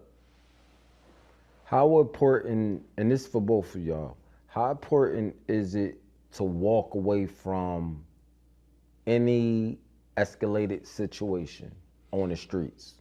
I just told this story before, but I done seen G's make grown-ass men decisions where he could have chosen maturity.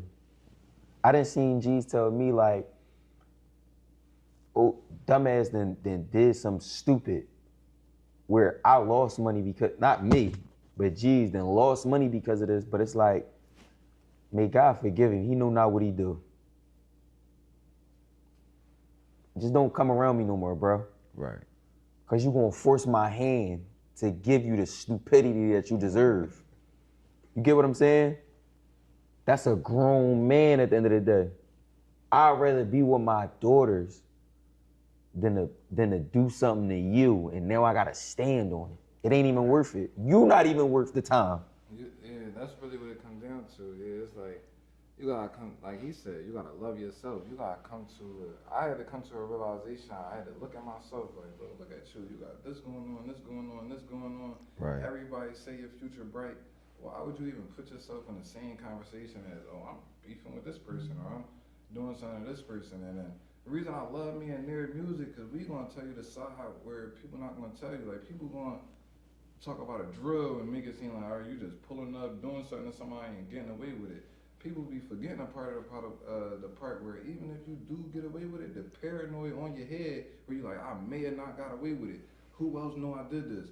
Who did I tell that I did this? And now my homies probably gonna tell on me if they get booked for some unrelated shit. Or how many cameras might have seen me? There's so much that might play on your head that is gonna play with your mind, and it's like, bro, it's not even worth it. Like you said, I'm trying to go. Like I pick my daughter up from school every day. I take walks with my daughter. Facts. Like And I'm a witness to it. I ain't trying to be out here paranoid and I'm with my daughter and I see the cops and I'm like, oh shit, I get in a chase with my daughter. I ain't on that. So certain situations I'll be like, it's not worth it. You not even worth that, bro. You're not even worth it. You not even worth the risk. You not even worth the risk to yourself. And niggas be killing themselves. I said that on the song. I said if you gonna kill yourself, why would I make it faster? If you gonna unalive yourself, why would he make it faster? Like, why would I make it easier for you? You dying alive. I'm living. I'm cool. These boys is miserable, bro. Miserable. Like my mom they always told me misery love company, and I ain't about to be your company because you broke and angry at the world and. If misery love company, we gotta be bankrupt, bro. We got to. Cause I don't got no time, man. Like these boys is sick. They drug addicts. They overweight. They obese. These boys is going through life situations where it's like they don't have no hope. And they going through what's that word? They not there for their kids. Personality disorders. They on Instagram ranting and with 3 views. These boys is sick in the head, man, and they need help. Please. They got all these situations, these programs for these boys, man, and I really hope that they use this stuff to help themselves. Because I don't want to be the person that give them that satisfaction that, damn, I had a real nigga take me out. Why would I give y'all that satisfaction? I had somebody that had hope take me out. I'm cool. I gotta be there for my babies, you feel me? Right. Because it's a weirdo, that's how weirdos think. I didn't see, you said that on the joint, I think on Whatever It Takes. I seen, you just said, I ain't gonna lie, bro, your verses be ridiculous. You said, I seen a nigga die, I seen a nigga die and he didn't even get he couldn't afford a get a headstone. Yeah, it's like. I seen niggas, I forgot that, I seen niggas die, dead pop, couldn't afford a headstone. I seen niggas die, go on the gram and something like that, but basically he's saying in that verse, like, I done seen people try to die just to get a name and they still don't got a name. Oh yeah, I did say that.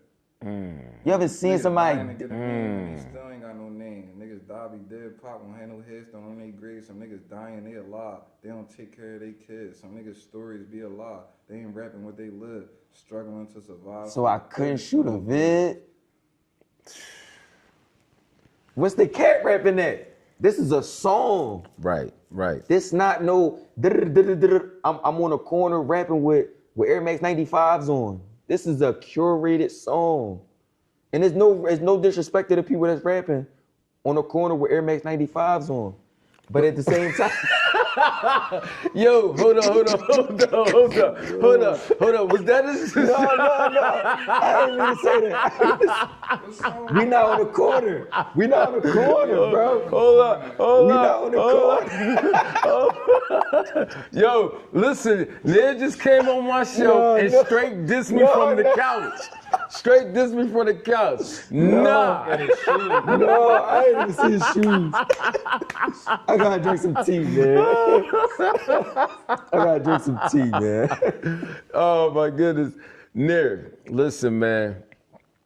How do you feel about I don't like that word, that whole unity stuff, but how do you feel about artists, you know what I'm saying, not even coming together, but making room for all artists to eat. You know what I'm saying? I don't feel like it's controlled. Like, everybody gonna be able to make money. Right. It's too hard to gatekeep nowadays. But at the same time, it's some people that's gatekeeping. It's some people that's trying to deny talent. Right. It's some people that when they see something crazy, they look away. Nah, I can't. Nir doing too, like, he too creative. I ain't feeling it. You feel what I'm saying? Like, I didn't seen it. And it's like, I had an interview with a young individual, and I told him, like, no matter if you get one comment, one like, still keep going. Keep going. I don't care. I'm gonna keep it up too. I'm not gonna hide my likes. I'm not hiding my shit. I be saying that people will hide their likes and then hide their shares. They talking about the algorithm gonna go up and manipulate. No, I'm cool with it. That sound foolish. I'm cool. I embrace it because when things pop off, I want y'all to see and remember. Y'all had the opportunity to see this. Right. When I'm sitting down making content, eating pho, or when I'm getting a pedicure and I'm relaxed and I'm just looking and I'm thinking about, like, damn, these boys are still rapping on the corner. They uncomfortable. I could see it. They rapping and I could see the air. Like, you know how when you rap and, like, when you cold outside, you can see your breath. Right. Like, I know y'all uncomfortable, but that's all they know. They don't know nothing else. You feel what I'm saying? So it's like, I'm not really worried about the unity. I'm just gonna worry about, I'm gonna make sure I make an avenue for everybody that I care about and all the people that I know that got the talent. Right. You get what I'm saying? Right. That's all I can do. That's all I can do. My talent gonna speak more than a wave, because I'm gonna outlast the wave every time. I'm too creative. I think out the box way too much. I was stuck in the box for 7 years. Ain't no way I'm thinking in no box no more. Nobody gonna force me to do it. That's why when you look at my content, any of my videos, it's always something different. It's never the same. When you see me on a song with Oschino, you're not gonna hear the Oschino that you think you're gonna hear. When you see me on a song with Ryder, you're not gonna hear the Ryder that you think you're gonna hear. When you see me on a song with Quilly, you're not gonna hear the Quilly that you think you're gonna hear. You're gonna hear the best version of him. And every time I get it. Because I know how to craft these people. I know how to put these people in a predicament to be their best self. You feel what I'm saying? Right. Even if it's alleged that they cooked me, which I don't believe I've been cooked yet. I'm gonna keep it a buck. No, I'm lying. The I know verse, Oschino verse or I know, that's untouchable. Y'all, I can't even cherry pick that like that. That was all fire, bro. You get what I'm saying? It gelled. It's like I've never put out bad quality, nothing. But at the same time, I just keep being creative and keep working hard. I'm not looking backwards. Right. My windshield too big for to look backwards. I got a camera now. You get what I'm saying? So I don't gotta look backwards at all. If you lost everything, your momentum, your journey to your rap career, who is that one person that you can call that'll put you in a mental stability and put you back on your feet? When you say back on my feet, what you mean? Financially. Me. I don't got a car. I got trades. I went to school for trades. But if you lost, I'm saying, like, say for instance, you physically you couldn't do it. If physically I couldn't take care of myself, we gotta call Social Security at that point. We gotta go Social Security. It's real. We gotta go Social Security at that time. And Umi gonna be mad as hell because I'm back here. Umi, I'm back. Umi gonna have to take care of me for the rest of my life because I don't know. That's a hard joint. That's why I put myself in a predicament now where I got trades, where it's like I got multiple trades that I got my CDL. I'm in school for my HVAC right now. Salute. After that, I'm trying to get my electrician. Yeah, it's like, it's too many opportunities out here for me to be relying on the street. It's too many. It's way too many. Is the streets a myth? Yeah. You know how many people telling? You know how many people telling as killers? I done seen a lot. I'm gonna keep it a buck. Right. I done seen a lot. I done seen people fabric. I remember, and it's crazy, right? I had a cellie I had a celly and whatever. And this broke my heart. This is my man. Like, we was locked in. I don't even have, like, I'm a person, I was radical upstate. Like, I was a boy that got a robe on walking to the shower with state boots. Like, I was a little radical. I'm gonna keep it a buck. Like, they used to say, I had people that was 40 calling me old head because the way I maneuver, I don't maneuver as a young individual at that time. That's a fact. So it's like, I remember I had a celly, and when I came home, I was still rocking with that celly. Anything he called me for, I did. I remember I took his niece to get a rabbit. Like, I got a rabbit and took it to his niece. And then I found out this individual was a rat.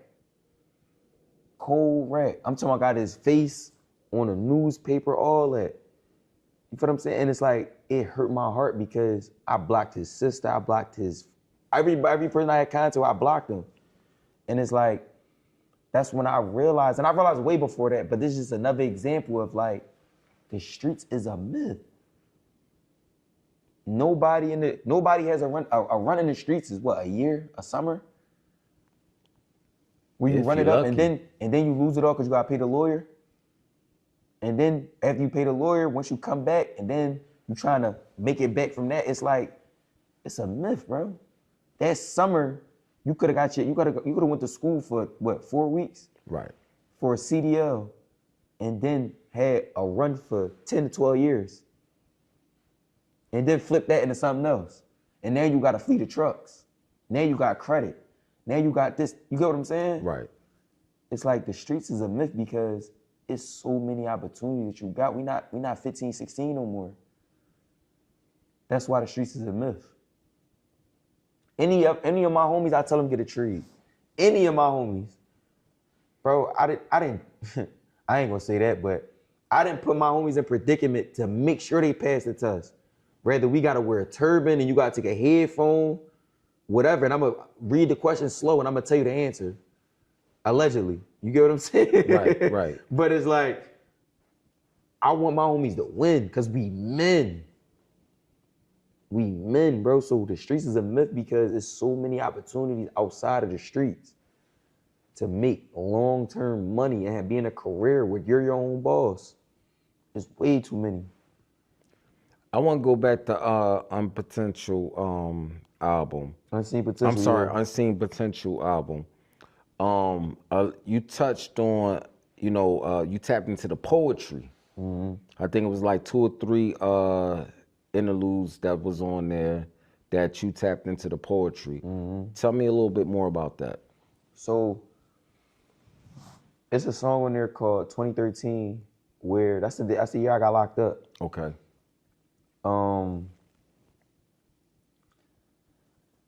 I start the verse off, I said, I'm so depressed I look in the mirror and wanna cry. I feel like an ostrich watching all these other birds fly. Swear I felt helpless that day when Lil Rizzy got shot and accepted making it right could bring me death for life. You never force into this shit, we all make a choice even though we born at the beginning of a crash course. But I'm still swerving for my sanity. I swear that county jail made a man of me. Full response announcement because we was stabbing shit rapidly. Remember reading letters where bitches say they won't abandon me and then them phone calls, they stop answering. So it's like, in that, I'm literally giving you a description, a breakdown of how I really was so depressed at that time and then seeing my homie bleed on the street, it's like, and mind you, Rizzy, that I'm talking about in that song, that's Garcia little brother. Garcia that, Dream Chaser Garcia, Ape Gang Garcia, that's Garcia little brother. You feel what I'm saying? Garcia, like I remember when Garcia first came home and a lot of people bashing Garcia right now. But I remember when Garcia came home, Garcia had this song called Pussy Nigga. And I remember the song was hard though. Listen, I told Garcia, we was at Black De Niro's birthday bash. I said that was one of my the hardest songs. It was like they was in a staircase or something like that. That joint was hard. Facts. And it's like, I remember when he first dropped that joint, he came home and I remember Lil Rizzy at the time, he like, bro, my brother just came home, he was in Ape Gang and it's like, I really seen Garcia go from coming home with nothing, living at his mom's house on Musgrave Street, on Walnut and Musgrave, to now, this person has a business, a running, flourishing business down Chinatown. Right. You get what I'm saying? Right. That's heavy. That's heavy in the city. That's heavy. He's the only black person that has a restaurant in Chinatown. And no matter what Oschino and all of them going through, at the same time, this man still got a business. You get what I'm saying? Right, right. So it's like, I remember that. Like I remember being in those, I remember seeing that come up. I didn't seen that.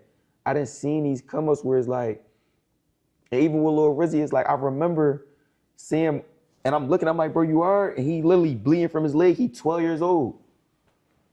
He got shot when he was 12. You get what I'm saying? And he not even crying. He looking like, bro, I don't even feel it. Like, I ain't gonna lie. His adrenaline's running so high.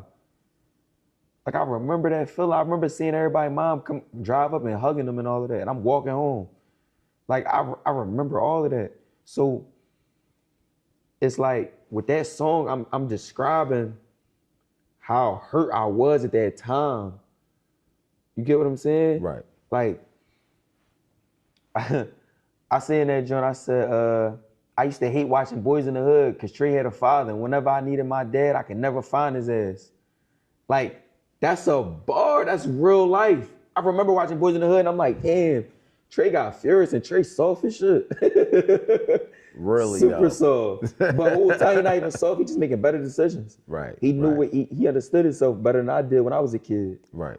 But it's like that album, Unseen Potential, was a classic, bro. It is, man. It is. And you know, we had a conversation off camera, man. And for me, that's my vibe. That's my vibe. You know what I'm saying? I know you told me they got graded on another platform. They gotta redo it. They gotta redo it. I don't know if they overlooked it. They didn't fully hear it. I don't know if they didn't receive it. But how I seen it, is a great album, man. I appreciate them even taking the time out, honestly. Like I would never bash nothing because at the end of the day they took an opportunity. And shout outs to them. That's my perspective. No, for sure. I got a different set of ears. That's a fact. And it's like I appreciate them for even taking the time out to listen to it. Cause they didn't have to. Right. They ain't had to tag me in it, they ain't had to collaborate with me, they ain't have to show any type of light to it. They could have just ran off. You feel what I'm saying? Right. I appreciate them for even having the time to even put a spotlight on it. Right. But at the same time, I don't know a body of work that came out in 2025 that's better than that album. I ain't hear it. All right, so let me ask y'all something, man. This music industry, it became a dangerous sport, right? Not too long, we lost PNB Rock. Not in Philadelphia, but in Los Angeles. You know what I'm saying? And that's crazy because we was just talking about like Germantown, like we ain't even mention Rock. And that's out of pocket for us. You feel what I'm saying? Rock is a person that legend came from nothing and actually like put himself in predicament to put people on. You feel what I'm saying? Right. From his brothers to everybody. You feel what I'm saying? He had a lifelong lasting impact on the community, on Philly and beyond Philadelphia. And that's one thing I can say, that even when we were talking about the home of the spitters, we got the home of the song makers, bro. That's Rock a was fact. a song That's maker. a fact. I remember hearing Selfish in the cell and a female sent that joint to me. And I'm like, oh, so what you mean you selfish? I don't get it. Yeah. Because you know, like when you locked up, people would send you like song, move, target, shooter, all that type of stuff. Right. And I remember they put that joint on there and I'm like, damn, who the hell is PNB Rock? And then I finally ended up listening to it. I'm like, damn, boy, crazy, hard, he different. Right. different in every way, shape, form. I feel So like it's he set the tone for the sound in the city. Like a lot of niggas wouldn't even feel comfortable harmonizing right now if it wasn't for him. Like he made that shit cool. Like and shout out to Meek. And I just want to say this about Meek, right? Meek put PNB Rock on a song, The Dangerous Joint. He didn't have to.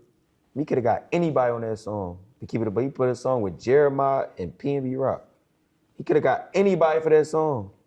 But he got PNB Rock and kept that joint Philly. So when people talk crazy about Meek not doing this and not doing that, that's a prime example of Meek giving back to the city. Right. You get what I'm saying? So. yeah, he got some unreleased shit that never dropped. Yeah. I ain't even knew that. That's crazy. They got like a clip of it on YouTube. That's crazy. Let me switch gears real quick. How have your music affected your relationship with women? Man, I'm about to show you something. Look, I'm about to show you some. This is all content. This is real though. You got me fucked all the way up. Like all the way up. Like I'm on there. Where you at? You see what I'm saying? Like you taking bitches out, you touching on bitches, you friendly as fuck. You see what I'm saying? These are all threats that I'm getting. I'm goofy and I'm all because I'm just trying to be. Ooh, this joint just messed up. We good? Or the mic? Yeah. There we go. All because I'm just trying to have good content. I'm trying to have good quality. I'm getting death threats. I'm getting death threats. I got a duck. Like, look, it's still going on. I don't know how to cut it off. You see what I'm saying? Like, I'm terrified for my life, man. There's only content. I promise you. I don't want to smoke with nobody. But music is, and I ain't even a PNB Rock type. I'm trying to get into that lane more. Right. Where I'm harmonizing. Like, that's what my brother helping me with now. Showing me how to harmonize and put myself in different pockets and stuff like that. But that shit more dangerous than this and ops, you ask me. I got cursed out on Valentine's Day. I dropped some content with this song I did with K Glizzy. Shout out to K Glizzy. facts. Shouts to K Glizzy, man. I want her on the show, man. Facts. Shout out K She Glizzy. the hottest, rock. I just seen she did that. Who Wanna Rock with a Bed? She did a freestyle of that joint. Yeah. That joint was hard. I ain't gonna You lie. seen the real I did with the flowers? Yeah, that shit was hard. I get cursed out from my she talking about, yeah, why would you drop this song? You talking about you ain't going nowhere. You must want your baby mom back. I'm like, bro, this song over a year old. Mm-hmm. Just cause I'm just putting content out, like It's only content. That's where when you said how much is real, how much fabricated. Yeah. Everything is fabricated at this point. It's only content. When it comes to these women, everything is fabricated coming to these women, man, because they get dangerous. We in Philly, we in a place where everybody. pulled out. Oh, that's wild. Bro, I That's done wild. got black eyes. I got a scar on my nose. Like, man, Philly women is I'm dangerous. getting beat up by a girl. I'm telling you, I'm 0-4 with a female, bro. I'm 0-4. Nah. And I don't never hit back, so I'm just, oh, you mean? Dipping them Jones. I can't even dip them because she's small, so she just know how to throw haymakers, like the Keith Thurman Fundora type to, like. Oh my goodness. Philly women they know how to fight, they know how to box. Right. What? Right. Talking about fight, they know how to box. They had knock your head off, you say the wrong word. Where you was at? I was, like, they ain't trying. You was at the studio, I'm at the studio, why you not here yet? How you know what studio I'm going to? Now we got a rumble. I'm gonna see you when I see you. I done got cursed out for the engineer having his shorty in the stuff. Oh my goodness. Who the fuck was that bitch sitting at the joint? I'm like, yo, that's like. And then when you get to the crib, after they punch on you, they wanna be held. They wanna tell you they love you. I'm sorry, baby. Put the ice to your eye. Yeah. I'm sorry, baby. I ain't mean. You know I be getting mad. You can't play with me like that. Oh What you my mean I goodness. can't play with you like that? You punched on me.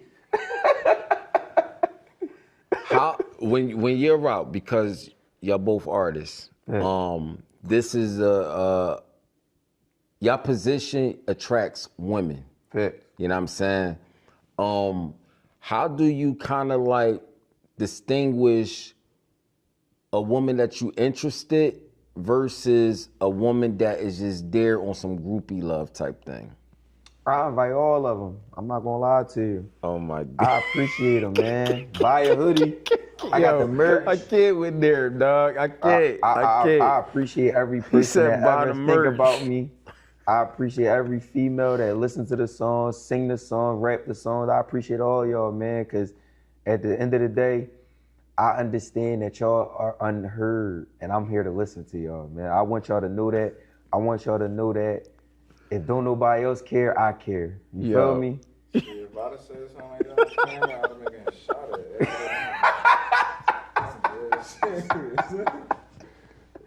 Oh my goodness. Oh my goodness. I appreciate the female fans. Stay the fuck away from you though, bro. Yeah, I ain't got time. Like, Yo, I'll keep it a beam, man. I just look at it like, honestly, just be sincere. It's gonna be hard regardless, because even if you wasn't an artist, it's hard. Love is scary. And I'm a person that got mommy issues. I ain't even gonna cap to you. I got abandonment issues. So I like needy women. I ain't gonna lie. You gotta love me. It's hard to be with me. I ain't gonna fraud. And I get dissed. It's hard to be with me.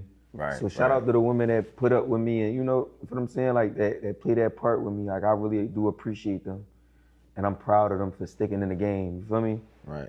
But at the same time, I'm gonna definitely get hit with some haymakers into this type of situation. Nir, can you be toxic? Yeah. What about you? He putting you in the bind, Nate. He got my man in the bind, Nate. I'm gonna do some toxic shit. I ain't a toxic What's the toxic joint you done been through, bro? You getting threatened and everything. Shit deep, bro. I done been stuck. I done been attacked with knives. Oh, wow. I done had a female. So one time, right? I had a female in the passenger seat with me, and I go to pick up a package. Like I got a package delivered somewhere, and mind you, this like I'm talking about like 2 years later. The female remembered. She put a pin in the mat where I got that package delivered and showed up like, I know you here. I know you. I'm like, I don't even live there. I'm uncomfortable. You scaring me now. Yeah, I be scared of all that I'm detective work. I'm terrified. Like women in Philadelphia and women even outside, just women, period. It's like the women I like, they got a sense of just danger to them. I don't know what it is. Like that's the laws of attraction. Yeah, I guess it is, cause they like real. They would all. I mean, they would all list first. Like they don't. Like I didn't see somebody 5'2" had a strength of 4 men. Like I ain't gonna lie. When they get angry, they black out. They get to yanking you by your neck and all that. But my toxic thing, I think, is I'm a little reclusive. Like I'm a person that I'm an overthinker, but I'm also a person that kind of I separate myself whenever I feel uncomfortable, and I don't always communicate the best when I feel uncomfortable. You get what I'm saying? And sometimes that'll hurt a female's feelings, but it comes from me having abandonment issues of being incarcerated for so long, of knowing what it feels like to get you calling somebody, you excited. Cause they done sent you pictures and you call and they don't even answer. Like I know how that feels. So because of my fear sometimes is like I got those mommy issues. I'm not gonna cap to you. It's hard to be with a person like me. Like it's not the easiest. It's not, cause I got so much that I done been through. Feel me? My last question: what is one thing that nobody know about you but they should? You got an answer? What about you? No, about you.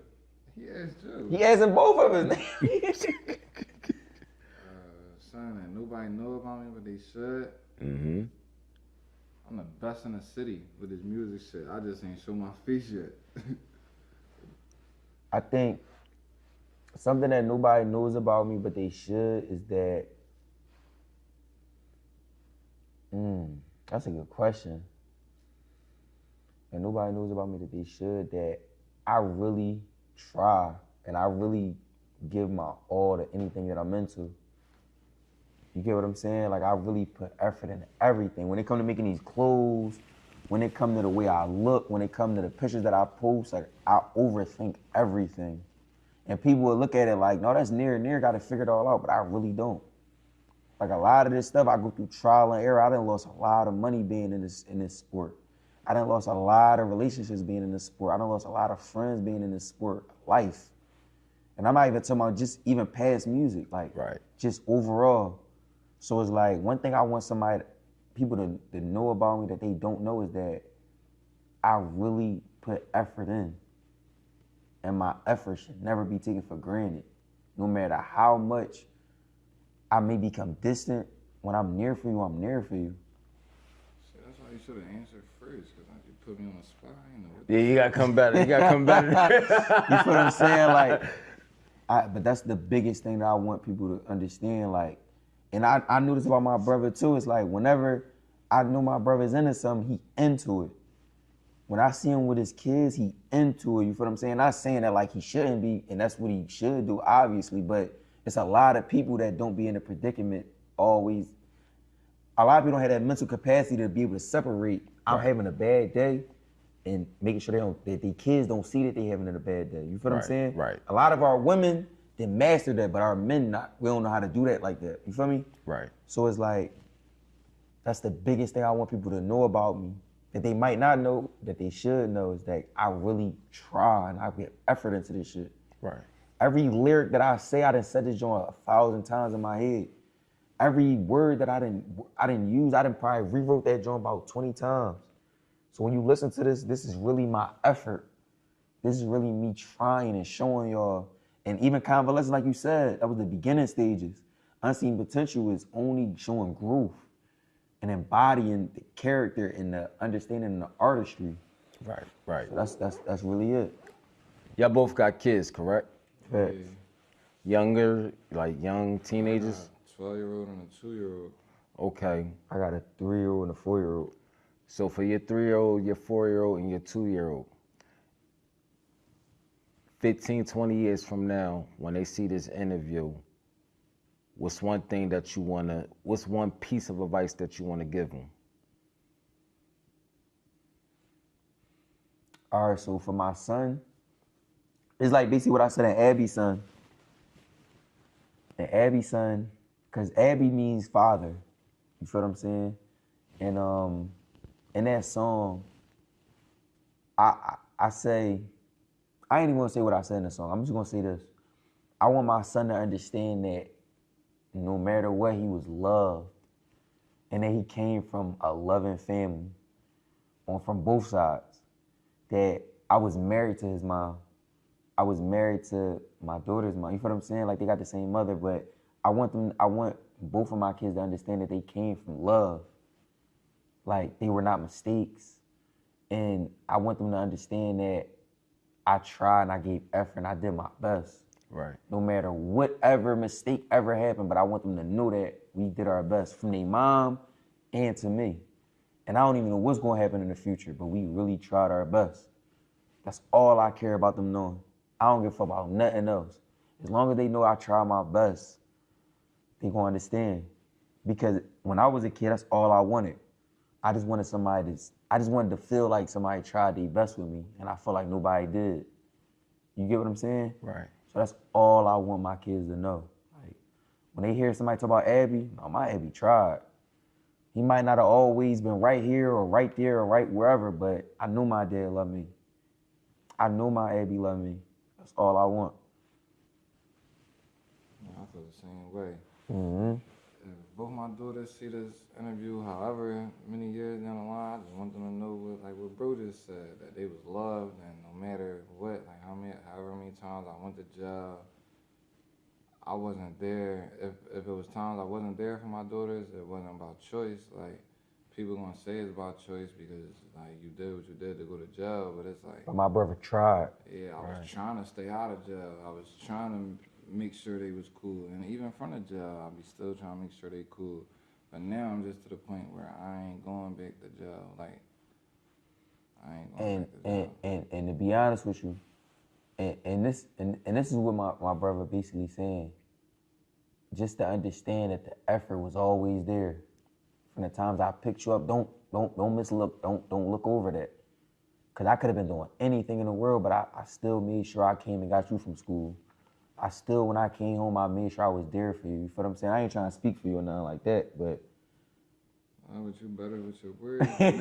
I just need, I know he want his daughters to know that he was there and he tried his best and he gave an effort. Cause that's all kids want. Right. Bro, I'm gonna be honest, I gave my son, right? I told my daughter, I'm gonna get a story about my daughter. I ain't gonna be long-winded, but I remember I told my daughter, I'm like, listen, I'm gonna get you a Pandora bracelet. She told me, Abby, I don't want no Pandora bracelet. I want the Spider-Man bracelet. The Spider-Man bracelet was like $10. It's the little things. You get what I'm saying? Like, they just want me to be there. She's arguing with me about the park, and I'm trying to take it to Pandora to buy her a bracelet, a necklace. Abby, I don't want that. I want to go to the park. All they want is time and effort. And as long as they understand that and know that we make mistakes, we human. But I know, like, just please understand I tried. We tried. That's all it is. That's why I could understand what my own kids is like. I mean, with my childhood, my parents tried their best. They didn't know. I know if they knew certain things that happened to me and all of that, they would have did differently. Right. They tried. I know I said it was my last question. This is my last question. No, you good. Listen, when someone, you know, pop in or however they play Unseen Potential, what is the first thing that they're gonna, you know what I mean, you want them to feel? How should they prepare to listen to it? Car, studio, in the crib, phone. So sonically, it's built for everything. Sonically, it's built for everything. The car ride to the studio, to the club, everything. It's built sonically for that. Right. So shout out to Jumbo Sounds Recordings. He the person that helped me make sure that I crafted it and curated it that way. But when you listen to Unseen Potential, I want you to have an open mind that you're gonna be able to relate, and that you're gonna be able to look in the mirror and see yourself.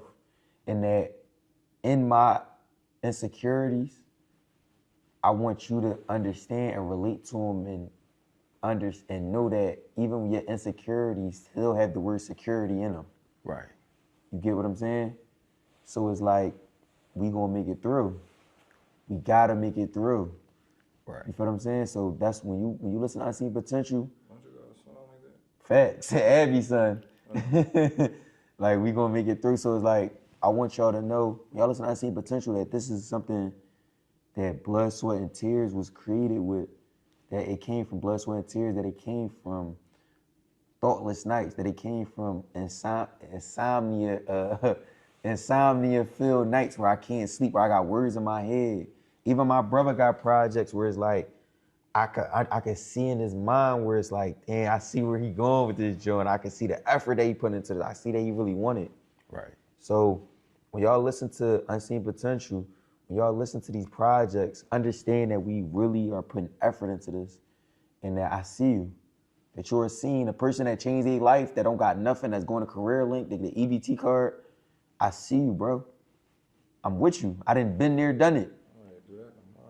You feel what I'm saying? That's what it's about. It's not about driving off in a Wraith. I'm showing a rollie that's really my man's, and when I take it off, when the camera go off, I'm really giving it back to him. I'm in a jewelry store. I take a picture with one rollie like this, and then all the rest of my pictures don't got that same rollie in it. It's really on my man hand for he posting in all his pictures. You get what I'm saying? Right. Like, I really show we reality rappers. Yeah, well, yeah, that's. These niggas is sharing pendants. Like, people ask us what's they're our sick in their genre. That's what I'm gonna say. That's reality rap. And This is it's reality crazy you rap. say that, Cause bro would tell you when I first came home, my brother's feast that he was telling you about. Bro had to watch. He like, here, bro, you want this joint? I held it. I'm like, no, I'm gonna get this joint back. He's like, bro, put it on. Like, you just came home. I said, bro, because I'm not putting it on because it's yours. I'm gonna put it on and it's gonna make me feel like I want one, then I can't. Right. Even when Mook had the SRT the Ringo, he like, damn, bro, anytime you want this joint, you can have this joint.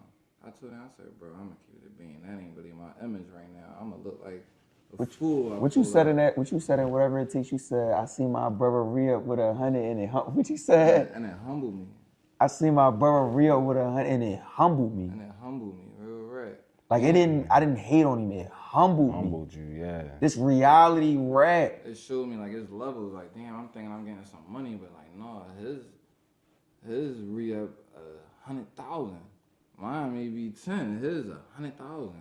So this is And then it go reality both ways. I rap. see people re-up with $100 bill, and I make me remember like, damn, I was the same one that. So we don't look, and that's what my music is for. Our music is for the underdogs. Our music is for the people that, cool, they got that, but I'm giving y'all a voice. It's Right. cool to get a trade.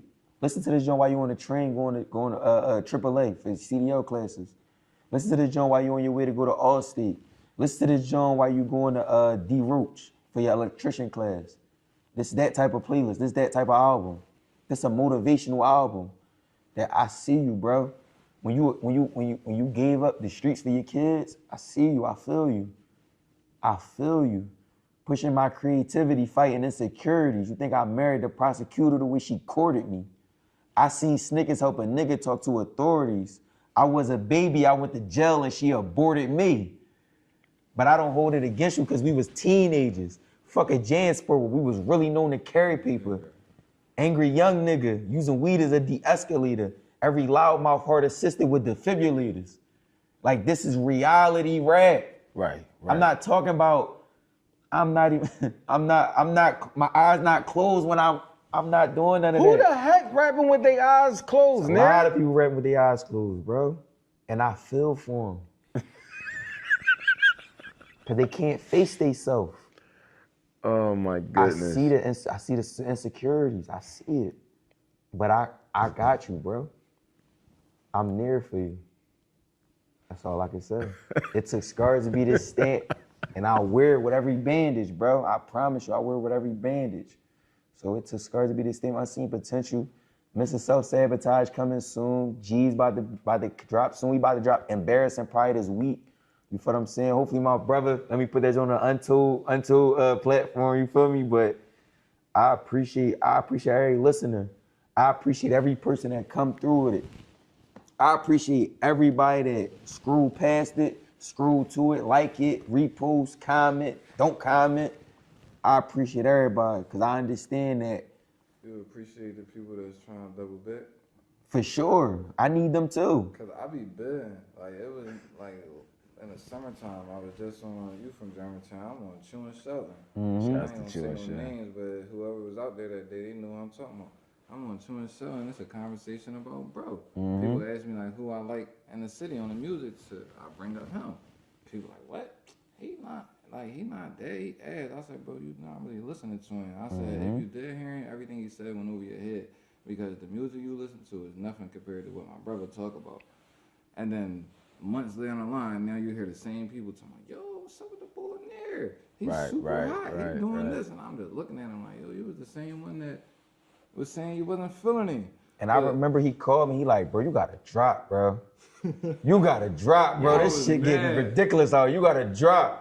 Cause you gotta think, from convalescence to unsafe, but this was a 3-year gap. Right. So honestly, I can understand why they felt that way. But I made them eat their words. I made sure. The album is dope. It's dope. It's dope, man. From the beginning to the end, man. It's a storyline. It's a storyline that's broken up by poems. I'm just happy I'm on that, John. Yeah. And he came in my Air Maxes, man. These Jones. No, shout out to all the OAs that got the Air Maxes, man. Man, shout out to everybody, man. I wear them sometimes, you hear me? He gonna try to clean it up. Yo, shout out to y'all, man. Y'all motivate me, man. Oh, man. Oh, man. I pray that I get to that point in my life. I get to that comfortability, man, for real. That's a blessing, though. That's a blessing. I paid $126. I ain't paid $126 for some shoes in a minute. Yeah. I paid $126 just to go out for one night, man. I'm good. But look, bro, man, listen, I appreciate both of y'all, man, coming up on the platform, blessing it with so many gems, man. You know what I'm saying? The people that's gonna watch this, man, yo, you gotta pay attention, man. You can't just pop this interview in and just, you know what I mean, just lollygag with it. You gotta pay attention with it. There's a storyline with this. There's a lot of gems in here. There's a lot of testimonies in this interview. You know what I'm saying? But my guys, man. Appreciate my guys, man. Stamp.